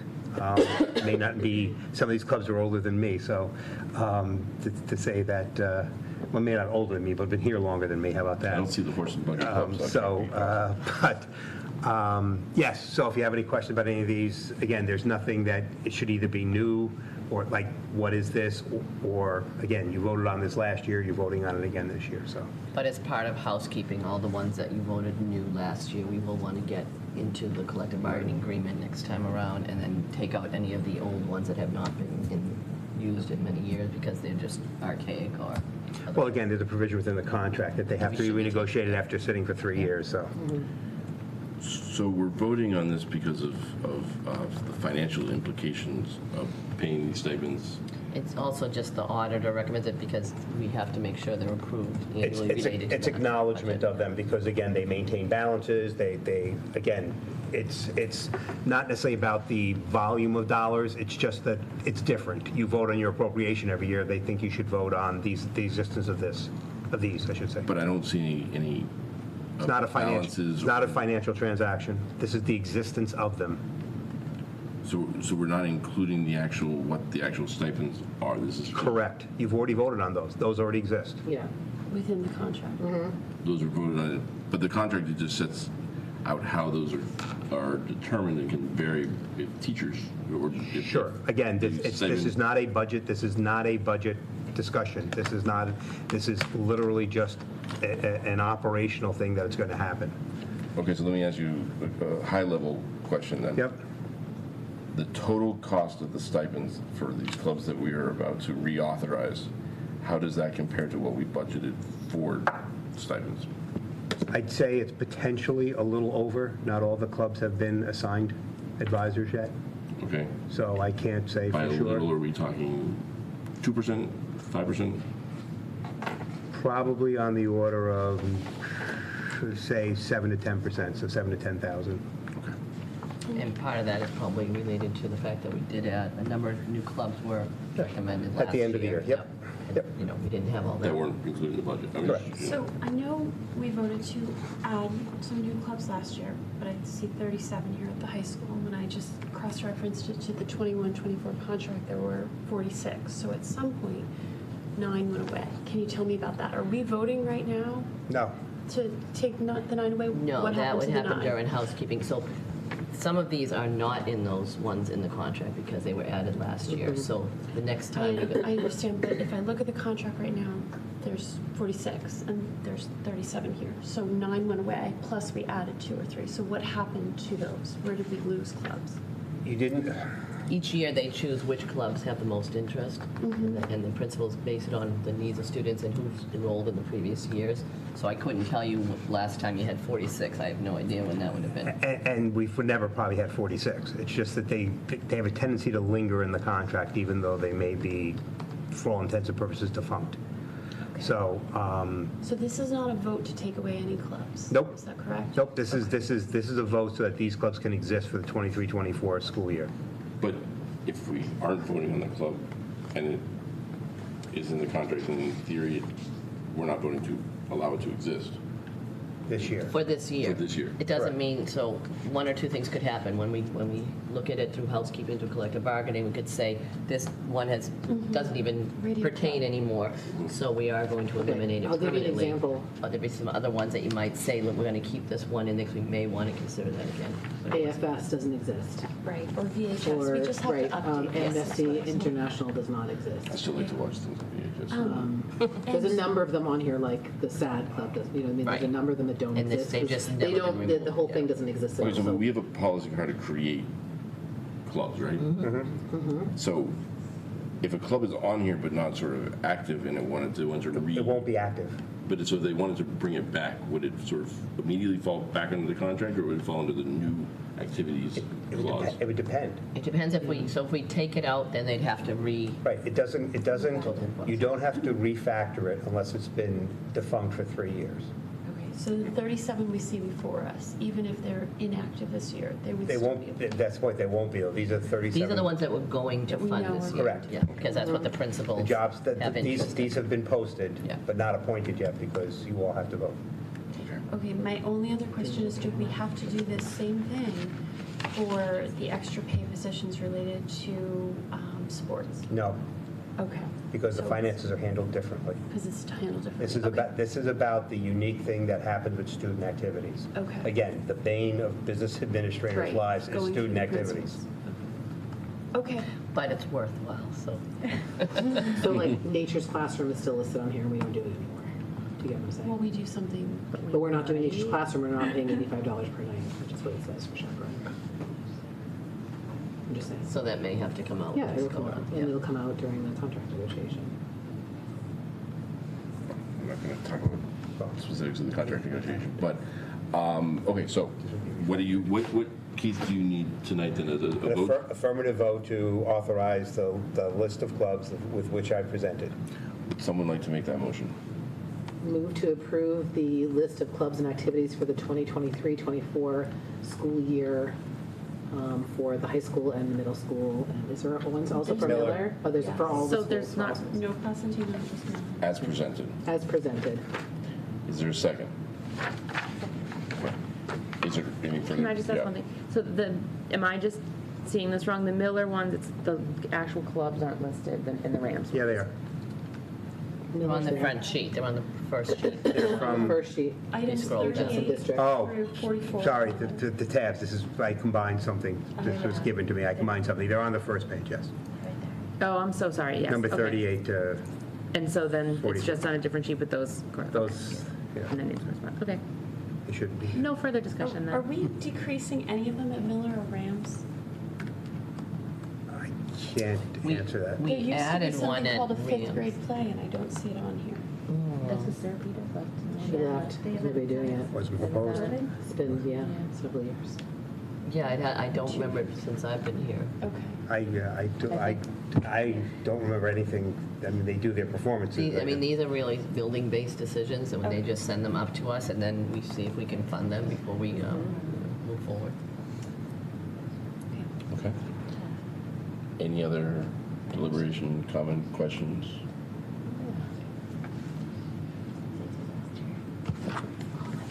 Well, do you have it? Sarah, yeah. Well, they did do the variety show last year, and I don't, did they not? It's a variety show. that- Paula. The fifth grade variety show. They did do that at Miller last year. Never heard it, never seen it. Could you maybe just We went check there. on, we'll just check on that. We can approve this tonight, and if for some reason there's, we can always, It may have fallen Yeah, under okay. the Yeah, we music can add it. teacher and not as a separate stipend, but It we'll was look into that. I'm two not of sure. the fifth grade teachers. Okay. Yeah. Well, that may not be a club. Yeah. Yeah, we'll have to look. Yeah, It may they not probably be. just didn't get Right, the. Yeah. I think that Right. teachers can, I know. Check into that. sure, I can, never heard of it. Yeah, I hear you. any further deliberation or debate? Okay, all in favor, say aye. Right. Aye. Portion around there. Passes 6-0. Thank you. All right, moving on to reports from subcommittees. We'll start with communications. So communications needs to schedule a meeting. We will before the next meeting. And you got the thing to Mary Greendale. Yes. Perfect. Policy. Anything else? Oh, no, we have our next meeting on Tuesday, September 26th at 10:30 in central office. Okay. Budget. Budget met, was it last week? And we still have an additional meeting to schedule. And we have a separate item as Yeah, capital we'll talk about- requests. we'll talk Okay. about that. We talked a lot about fall capital requests. And then we got some of the same updates we've received here today on the auditorium wall and the Placentino Miller roof. So I think we could probably hold that for. Is there anything else that we went over in budget, Amanda and Dan, other than that? No. Just pushing forward to the fall October meeting. And then superintendent, I know Minnie's not in, but I think you're presenting your goals. Yes, that's not till October 19th, but we did as a central team, we worked on a central office, the district's strategic initiatives, and I'll draft my goals before that and get a draft out prior to that meeting regardless. Okay, great. Anything else regarding subcommittees? Okay, moving on to old business, and we have an SOI update.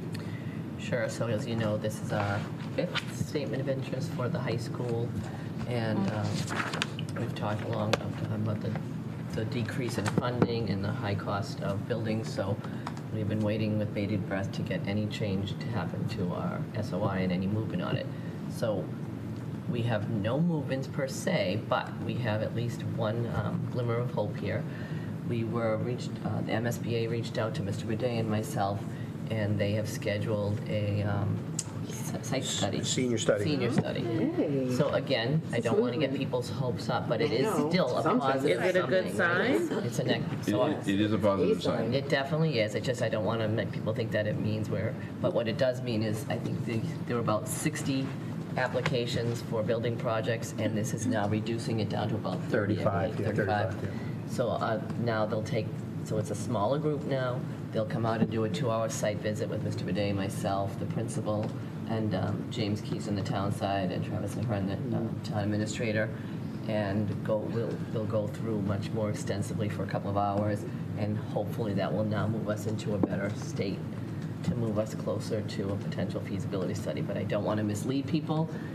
We're certainly not anywhere near a feasibility study, but it's a step in the right direction, and at least it's getting us visible now, and hopeful that maybe something could happen. So just to sort of level set, right, so we're from about 60 down to 35, and we're one of those 35, but each year the program accepts about, what, 4 to 8 applications? It all depends on the size of the No, project. but 4 to 8, Funding, right. 4 to 8. Right. So it's a great sign, good movement, but certainly we're not, a lock to get accepted this year, or but it's moving.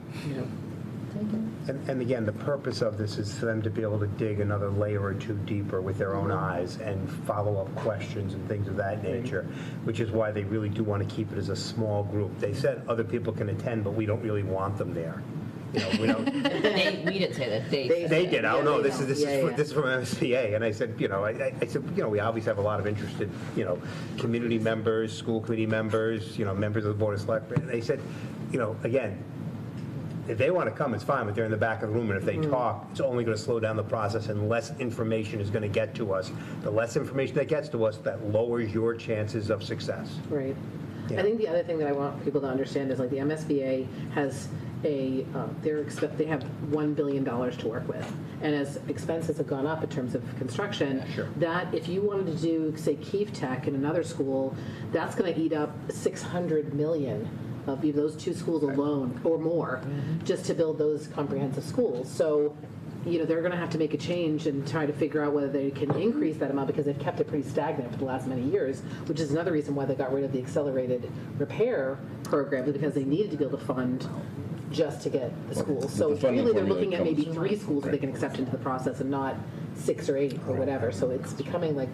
There needs to be some lobbying of our legislature representatives, because the formula is the same. It's a percent of the gas tax. So which is what I was trying to say.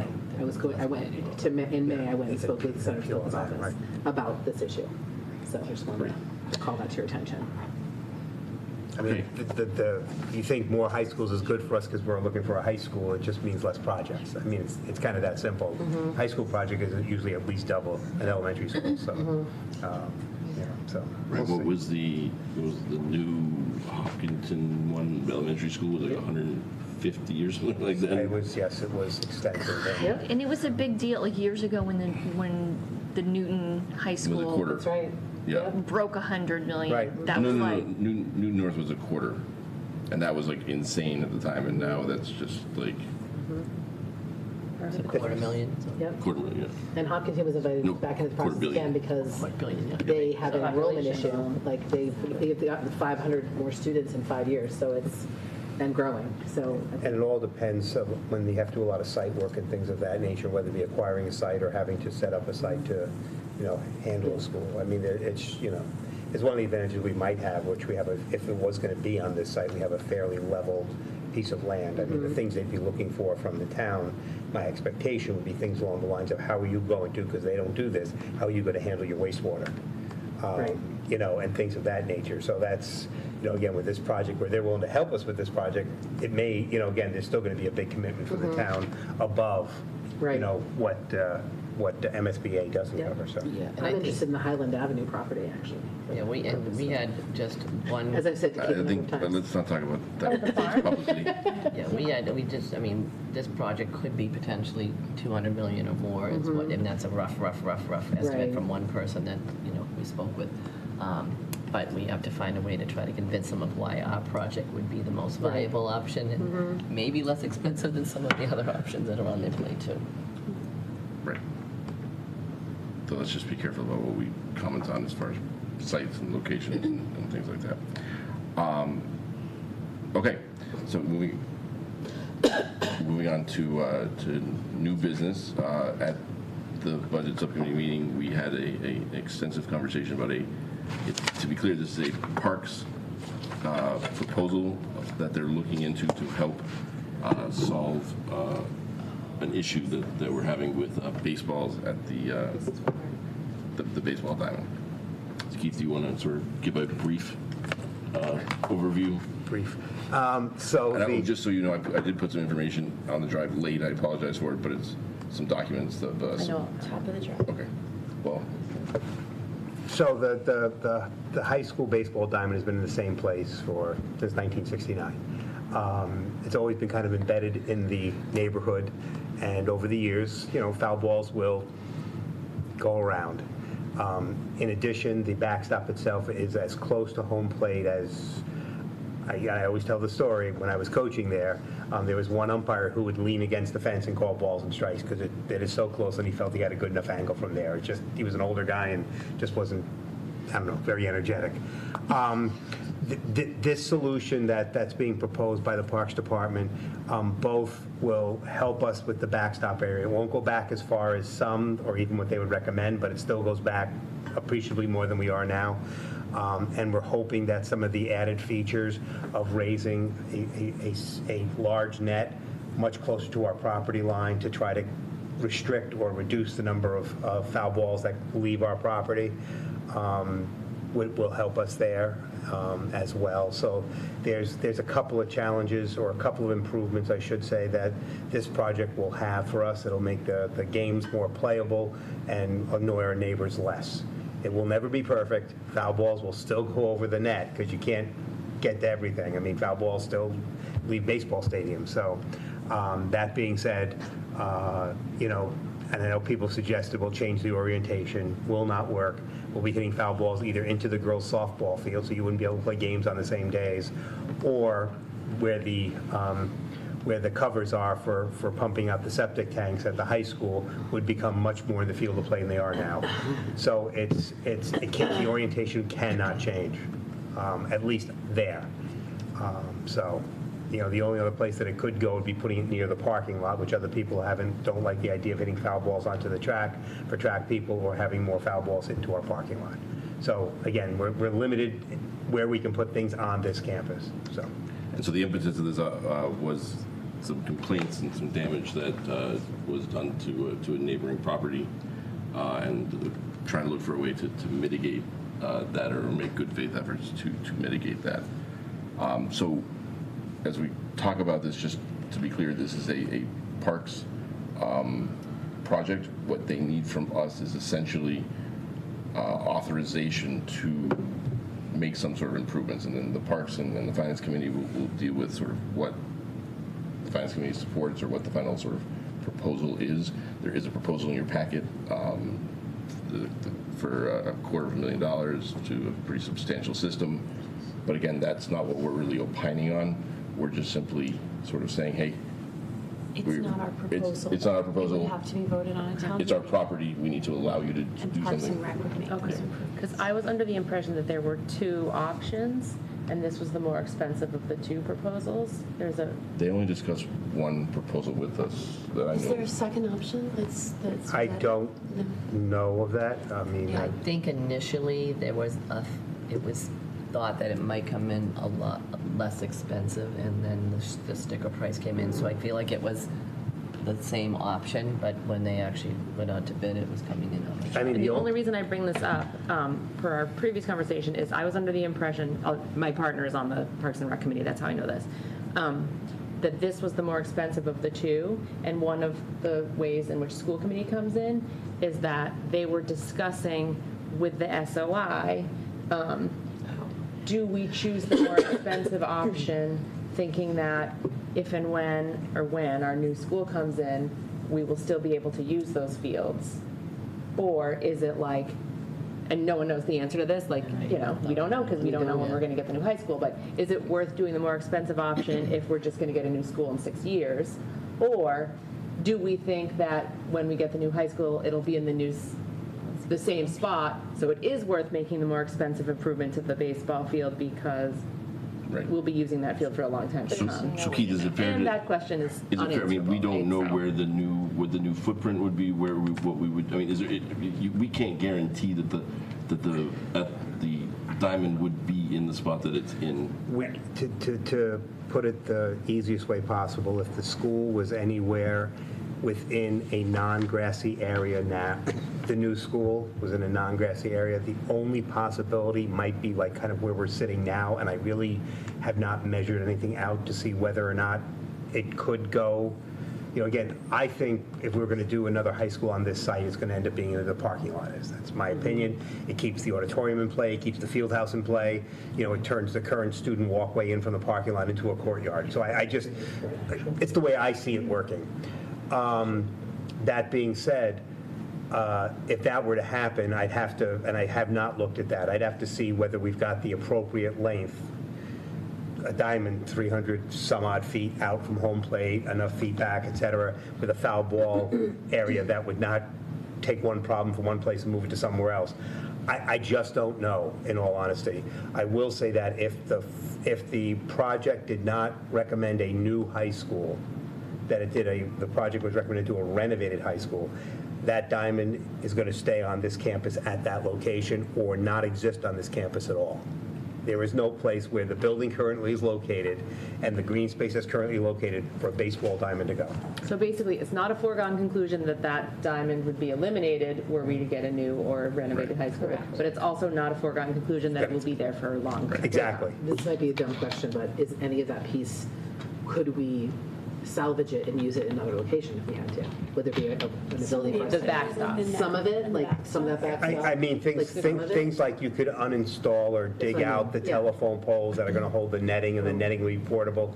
I don't know, I didn't look closely at the new backstop design. It's a much different style of backstop than anything I've ever either played on or coached on. So it's different in that way. It's very aesthetically pleasing from the photos.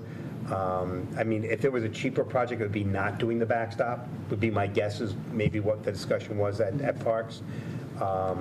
You know, again, that it's a decision for what Parks is going to request from the town. Right. Okay. They did want to kind of know whether we could guarantee if the field would stay there, and obviously, so basically we cannot. But we're not looking, at least, I mean, the committee can decide what it wants to decide, but my sort of recommendation, we're not endorsing anything, we're just simply saying there's an issue, Parks has been working on finding a solution, we authorize Parks to sort of implement that solution and work with the finance committee, the select board, and ultimately town meeting on sort of what the final. It might be worth reminding people in town, Parks and Rec, the community in general, that even if we were to get funding, this is such a long process. Like the first thing we have to do is then we set up a building committee. It's not done over the summer. There's like this really long process to decide where the high school's going to go and what kind of project is it going to be. And I mean, it's years of planning before we even break ground. Well, not only that, but the MSBA will decide, as Keith was alluding to, once we're accepted, they then do a whole analysis of the plan, and then they come back to us and say what we think you need is a new school, a massive renovation, a smaller renovation, Yeah, and it's a long ways away. I will say there have been some other cases which you could look up yourself related to golf places and baseballs and settlements, good, bad, and different. And I think the biggest piece that I've read is that you need to do your due diligence on mitigation, even if you can't solve it completely. But the fact that the town does a strong mitigation efforts can minimize any potential liability later. So netting definitely, but not necessarily backstop, is what you're saying. I can't, I'm not an expert in this area. It's not our project, so that's, I mean, that's ultimately what we can. But it is still our property, so I just want to make sure that. Right, and we're sort of authorizing that, and then as residents, citizens, we can give input into it, and certainly at town meeting, people can speak on it. It's just that as a committee, I think, we're not, unless, we don't want to take over the project, so. I mean, it's that you, again, Daniel's right on this with regards to, the question is. Okay, Daniel's not wrong on this. That's better. Thank you. So, I took a shortcut, sorry. the thing you're either endorsing or not is giving the Parks Department permission to do a project down there. The one that's been presented is the netting and backstop one. But I don't think you should get into the, I'll say the business of, but when they do the backstop and the netting, or just netting, or some other I third was thing. just sort of merely asking the question whether that was would just putting up netting be like a sufficient mitigation strategy? I don't know the answer. And then who the judge would be on the case, too. I mean, you know what I mean? So considering they're offering to come and do this on our property and we're not financially responsible, If there were a case. that's, I don't know how we swung that, but I move that we allow would you like to give me some feedback on the motion I should make? So I would actually recommend that you abstain.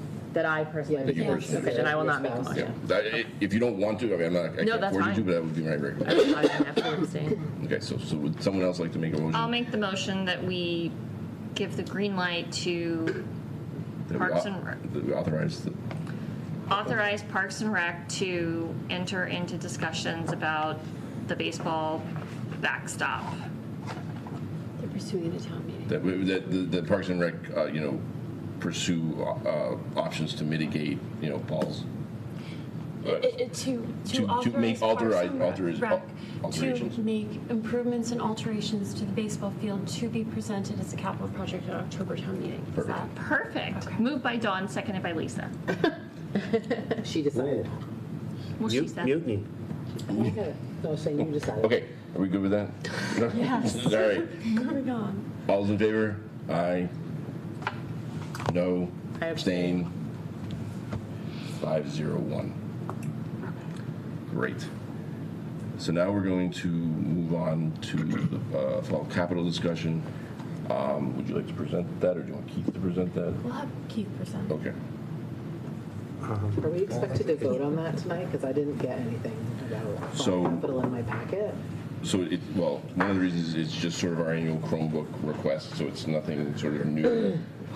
We do essentially need to vote on it tonight, though, because of the timing of things. So Dawn and I, it's an open meeting, so anyone who wants to come and the administration, we're going to be discussing this, amongst other things, with the select board on on Monday night.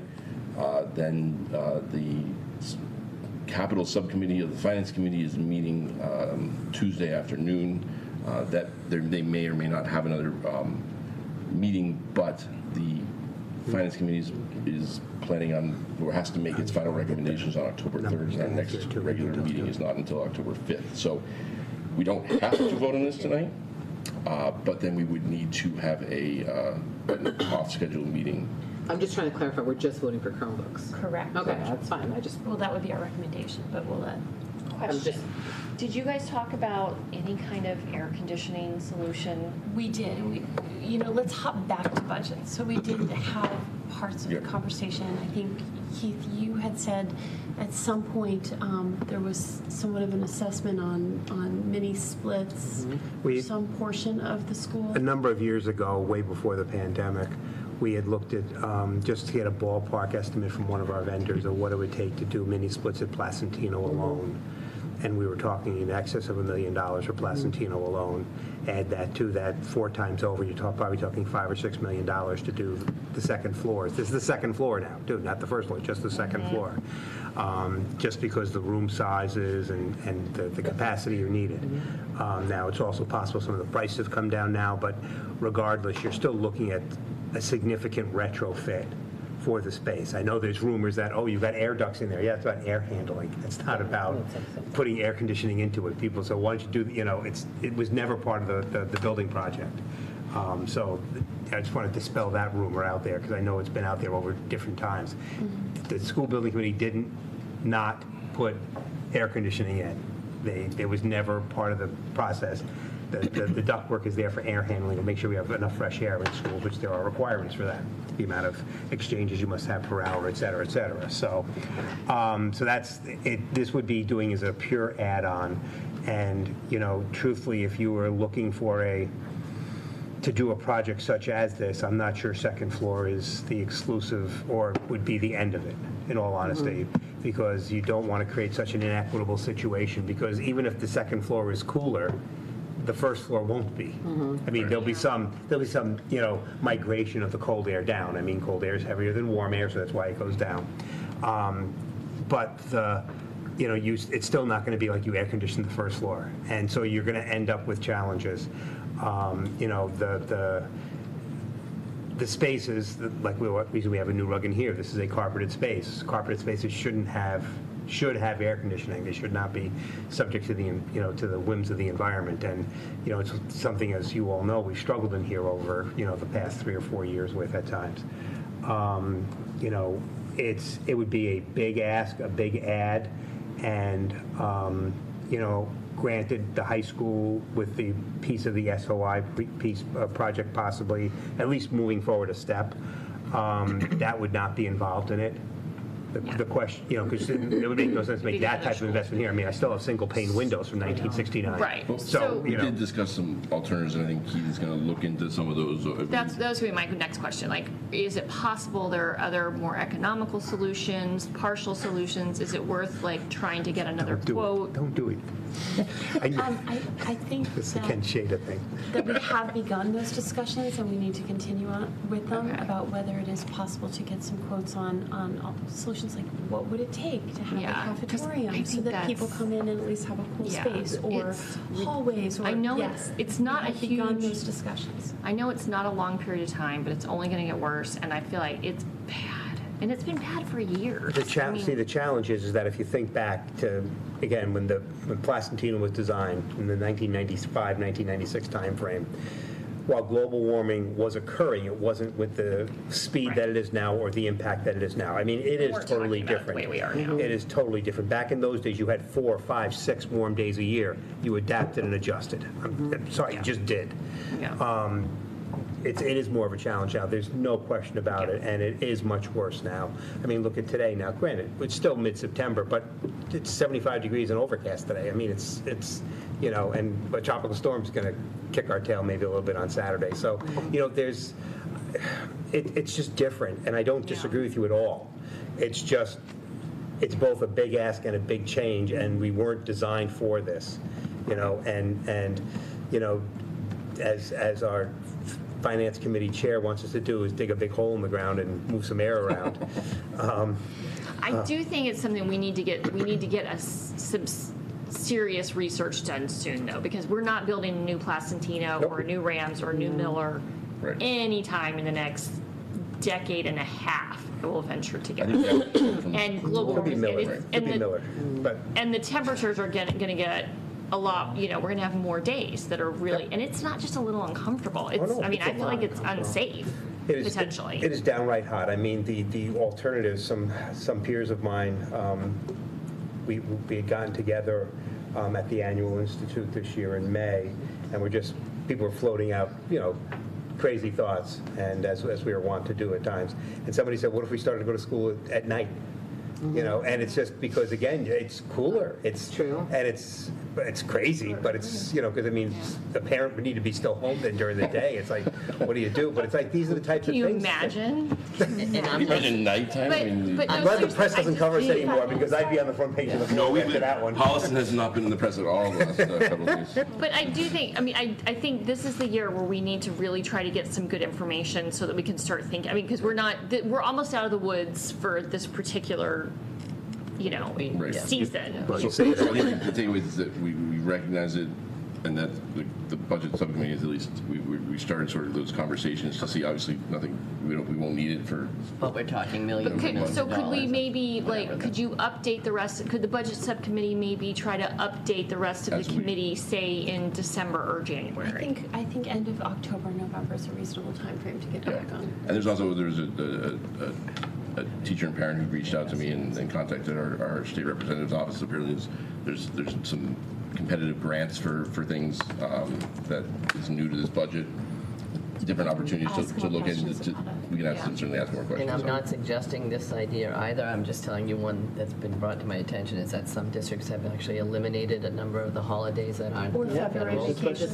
Or The vacation again, I'm not suggesting it. I'm just telling you that is another strategy that people have Yeah. narrowed down that time frame, Yep. so you're not starting as early. Could I'm eliminate- asking for this, just everybody knows. We could eliminate February break. I Say, mean, let's get rid of February, Yes, sir. one March break, it'll help with, on either end. we could certainly, But to Lisa's point about like, what about, you know how they have those like cooling units, like they use them like? Yeah, there might be. Like just more something for like the formal cafetorium, so they have a cool there space might to be. go to. Do you get what I'm saying? Well, are you I feel like I saw are you them- talking about the misters, which are not Yeah, good, like, which well, are not good at adding misters, but, moisture like, into my no, schools? not that. well, so, Yeah, I exactly. mean, so there are, I mean, like, when town meeting was at Yes. Miller Pickup, they brought in A large. cooling thing. But was That it was an air, mister? that was an air conditioner. It was an air conditioner? Yes. It was just like blowing. Yes. Yeah, it was. And it wasn't that freezing. Yeah. It wasn't that, well, and more to the point, it's just that when you do things of this nature, the cost of electricity is not I insignificant. get it, you're right. I mean, So But it's, we're not going to be able to go 5 years without addressing it. And I don't think we're going to be able to not address. I don't think we can wait till we build a new Placentino or Rams to address this. I'm not disagreeing. But I do think schedule, like that's, I mean, it's one of the reasons why we're saying we wanted to end by June 14. But you know, because then how you hot get it gets into, at the not other that we end, want to go right? down this rabbit hole, but then you get into like, you already have, summer is so long that we have learning loss over the summer. So then if you have a longer summer, then you potentially have more learning loss. So, I mean, I know we don't want to go down this rabbit hole tonight because it's Summer not doesn't feel something long. we're considering. But, what's that? Summer doesn't feel long. So let's all take No, a it doesn't. My summer was 3 months long Right. growing up, so this is But, way too short. but anyway, this But- isn't actually on the agenda, so we will be careful. But I will just end with one thing. There are cheaper options. We could hand out popsicles. And so We can put this back on the agenda and continue to discuss it in, Yep. it's, budget. we're not ignoring it. We recognize the Okay. the concerns. Thank you. So back to the fall capital request and Chromebooks. So we again, our annual request of Chromebooks for the fall for grades 5 and 8, because it allows us to get ahead of the purchasing curve, and you know, we put them in into the hands of children as soon as possible.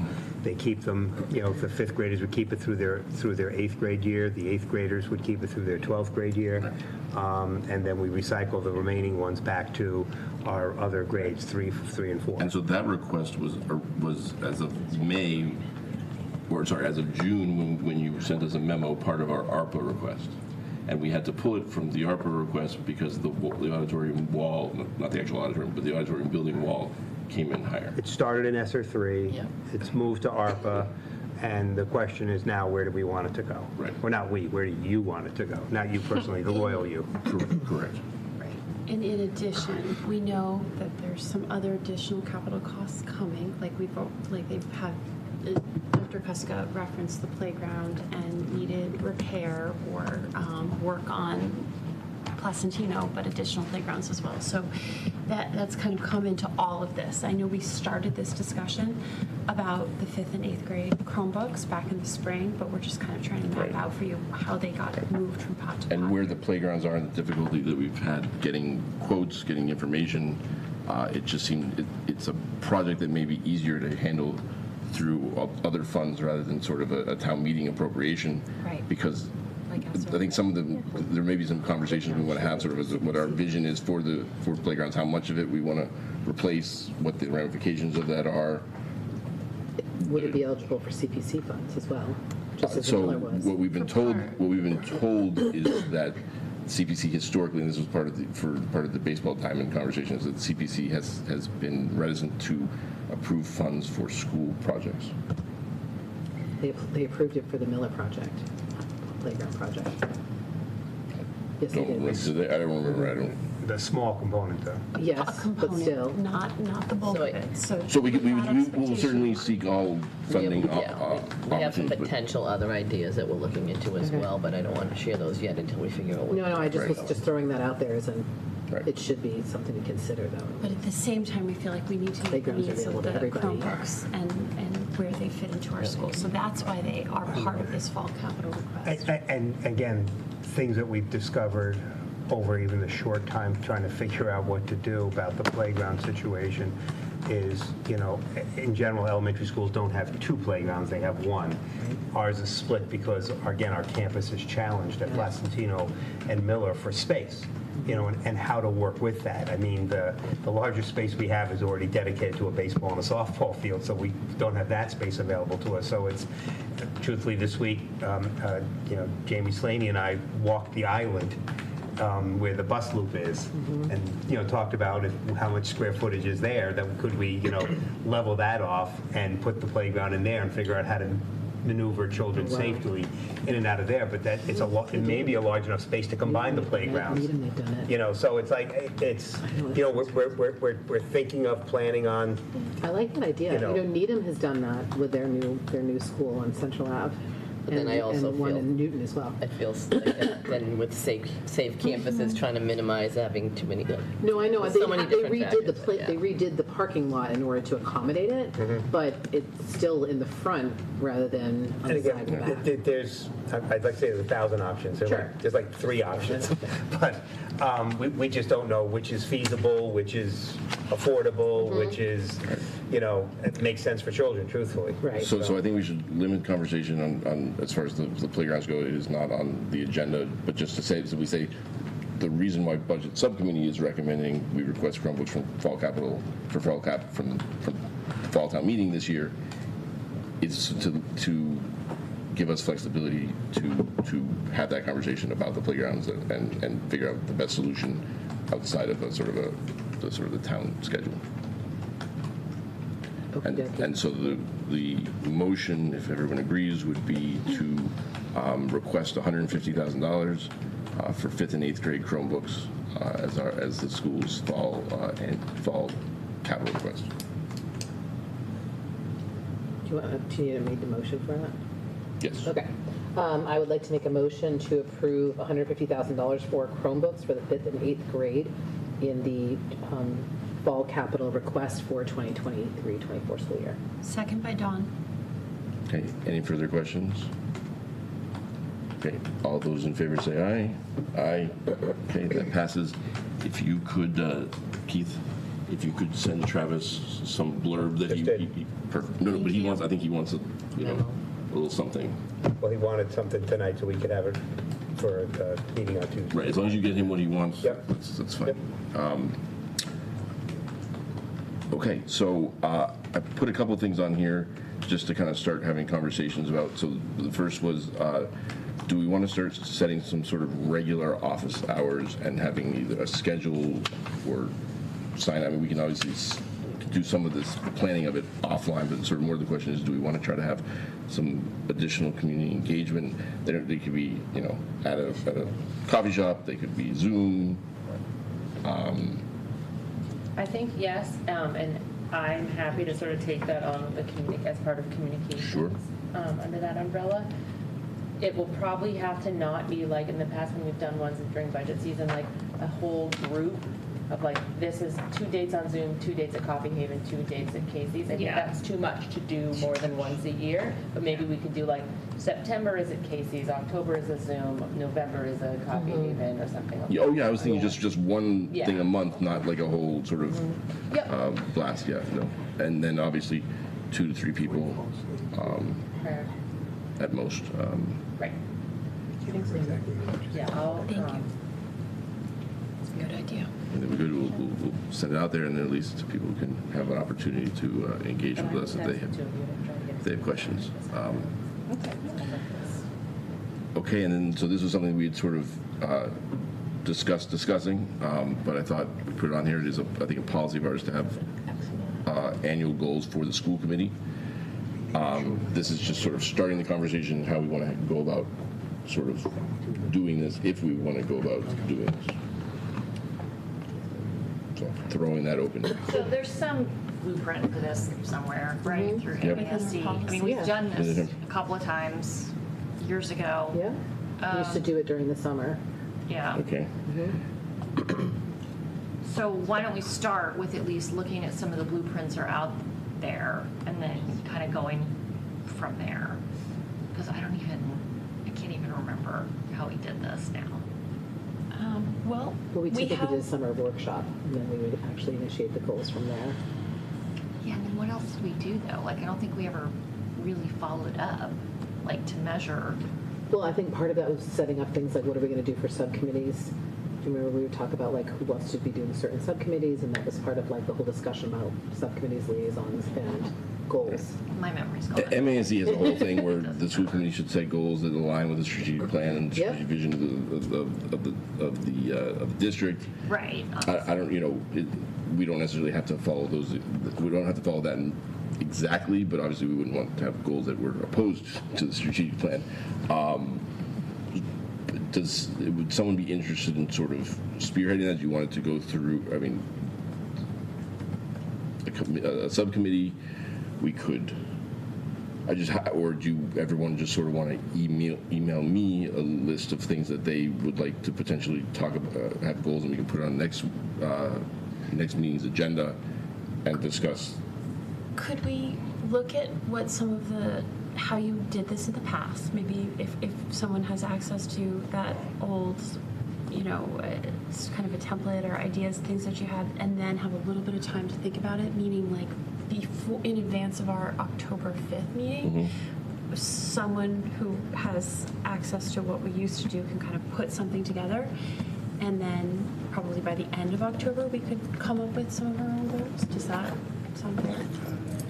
Yeah, that sounds fair. I just want to caution us not to just have this be something that's like real full of jargon and then like it doesn't really have any meaning, and then we pat ourselves on the back at the end of the year because we did it. But, like, I'd like to have these be like us to just for us to keep in mind for these to be more concrete, sort of measurable. Well, it could even be the goal is to increase community engagement and have monthly officer. I mean, like we obviously just did that, but communication plan of like remember that? I had a lengthy communication plan where we were going to go to. I wanted to go to like have a table at Celebrate Holliston. I wanted to do all kinds of things, and everyone was like, no. I think that was what. Let's bring that back. Response was. It was a tepid response. Okay.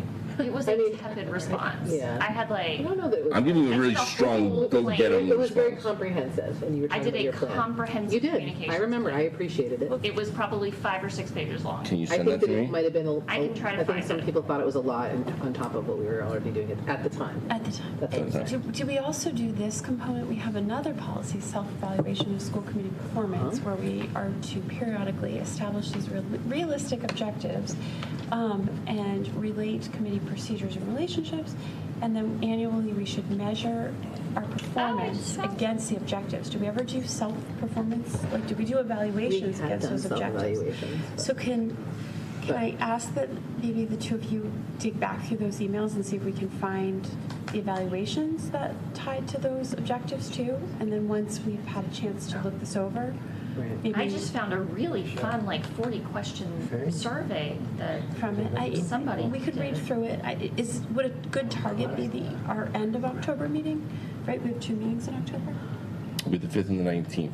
Yep, 19th. Well, I thought we were would going be- to discuss doing kind of our own workshop of in-service where we could actually have a more robust discussion about it rather than being like, here, you email your thoughts and then we coordinate it that way. Well, we can. So we we can can actually talk about our own protocols and procedures about how we work together as a. If we define, As would a it make community. sense to define the objectives as a group and then seek kind of the lectures or the seminars or the workshops pertinent to what we define as a group? Because I do think that if we're going to bring somebody in or talk with MASC, we want to sort of know what it is that we want from that, right? We don't want to, I think it's. From 2017. Oh I my did goodness. this. And it is it's long. It was long. Thank you. Oh, it's only 3 pages long, but it's dense. It was dense. So it's like 5 pages. But that was just for communications. That wasn't just like overall school committee goals. That was just No, like, this your is goal for I'm communications. purely talking about communications.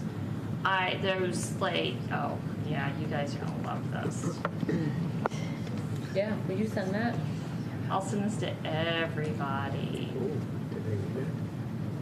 I had tasks. Is this when you didn't have a full-time job or any children? I just said it was a little over. Was I talking in 2017? I don't know. 2017. Not much. Okay. So how do we want to just? No, I had a full-time job. I had a full-time job in 2017. Good job. Thank you. Yeah. First year. But anyway, yes, Dan, I do think that's a good idea for I us wasn't to email you a cheated. list of Yes. potential goals, thoughts. So you want to do, so how do we want to do, Start people with want to, do you want to take, well, I just, how do you want to go about doing this? Because we do have 2 meetings. On the other hand, I think that the 19th is going to be when the administration sort of presents their overall goals, so that would sort of tie, but that's going to be a fairly lengthy, that's going to be a long conversation, so I'm not It's all sure. the principles, let's not do Right. that. Well, That's always. Also, since none of us are planning to go to MASS conference, I think that frees up some of our, the funds that you were mentioning that you were concerned about in terms of having somebody come in from outside to work with us. I wouldn't say saving money then frees it up to be spent elsewhere necessarily, but sure. I'm just, It's something to be I'm considered. just saying in terms of our own professional development as school committee members, if we're not going to be spending on that, we might as well spend it on this. What's our that's timeline, your- guys? That is my opinion. What is our timeline for developing goals? Like, when do people think they can read over some of the things Lisa sent us and come up with objectives? By October 5th. Okay, by the next meeting. Well, yeah, at least start. Let's start. So, if what I would recommend then is if everyone would send what they're I'm thinking. setting the plan right now. Okay, but you're going to have to But sort of that's just for update it because that's communication, 2017. Yeah, but Not that, updating. that I'm not email. updating it. No. I spent so much time on that and got. That was so nowhere. long ago that the Harvard. Nope. But that email will remind us to It do is the a same. universal. It is an evergreen universal. I Evergreen, I love guarantee that. you, That's good. it's Well, I'm still. It's you still should relevant. be. It is still Right. relevant. If everyone else I then would just send covered everything. just to me, I'll The compile it, plan. put it out there so that we can have. So by what date would you Guys, like to opened up have an it, old Dan, wound. in your hands so that you can compile it by October 5th? The 4th. I mean, really, it's just I'm literally going to copy and paste what everybody sends me into a document, And then we discuss it. we'll put it out there so that we can discuss it. It's just a I'll tell myself October 1st so I can have 3 extra weeks. perfect. I'm going to tell myself October 5th in the afternoon. Okay. Any other discussion about that? Monday, so I feel like And we have no newsletter tonight. No newsletter. Policy subcommittee meeting minutes were approved for June 8th. And at this point, we have reached the end of our agenda, and we've done so 20 minutes in advance. Kudos to all of us, everyone here. So with that, we are going to need a motion to adjourn from open session. We do have an executive session for the purposes of discussing strategy with respect to collective bargaining or litigation. If an open meeting may have a detrimental effect on the bargaining or litigating position of the public body, and the chair so declares, which I am declaring. So need a motion to adjourn for that purpose, from which we will not return, and then we'll do a roll call. I move that we adjourn from this meeting to go to an executive session from which we will not return. for the purposes of For the purposes collective bargaining or of That is litigation in right. open meeting. Do I have a second? Okay. Roll call. Roll call. Thank you. Sorry. Lisa? Yes. Amanda? Yes. Sarah? Yes. Cynthia? Yes. Dawn? Yes. Dan, yes. We stand adjourned. Please join us at our next meeting, October 5th, and have a good night.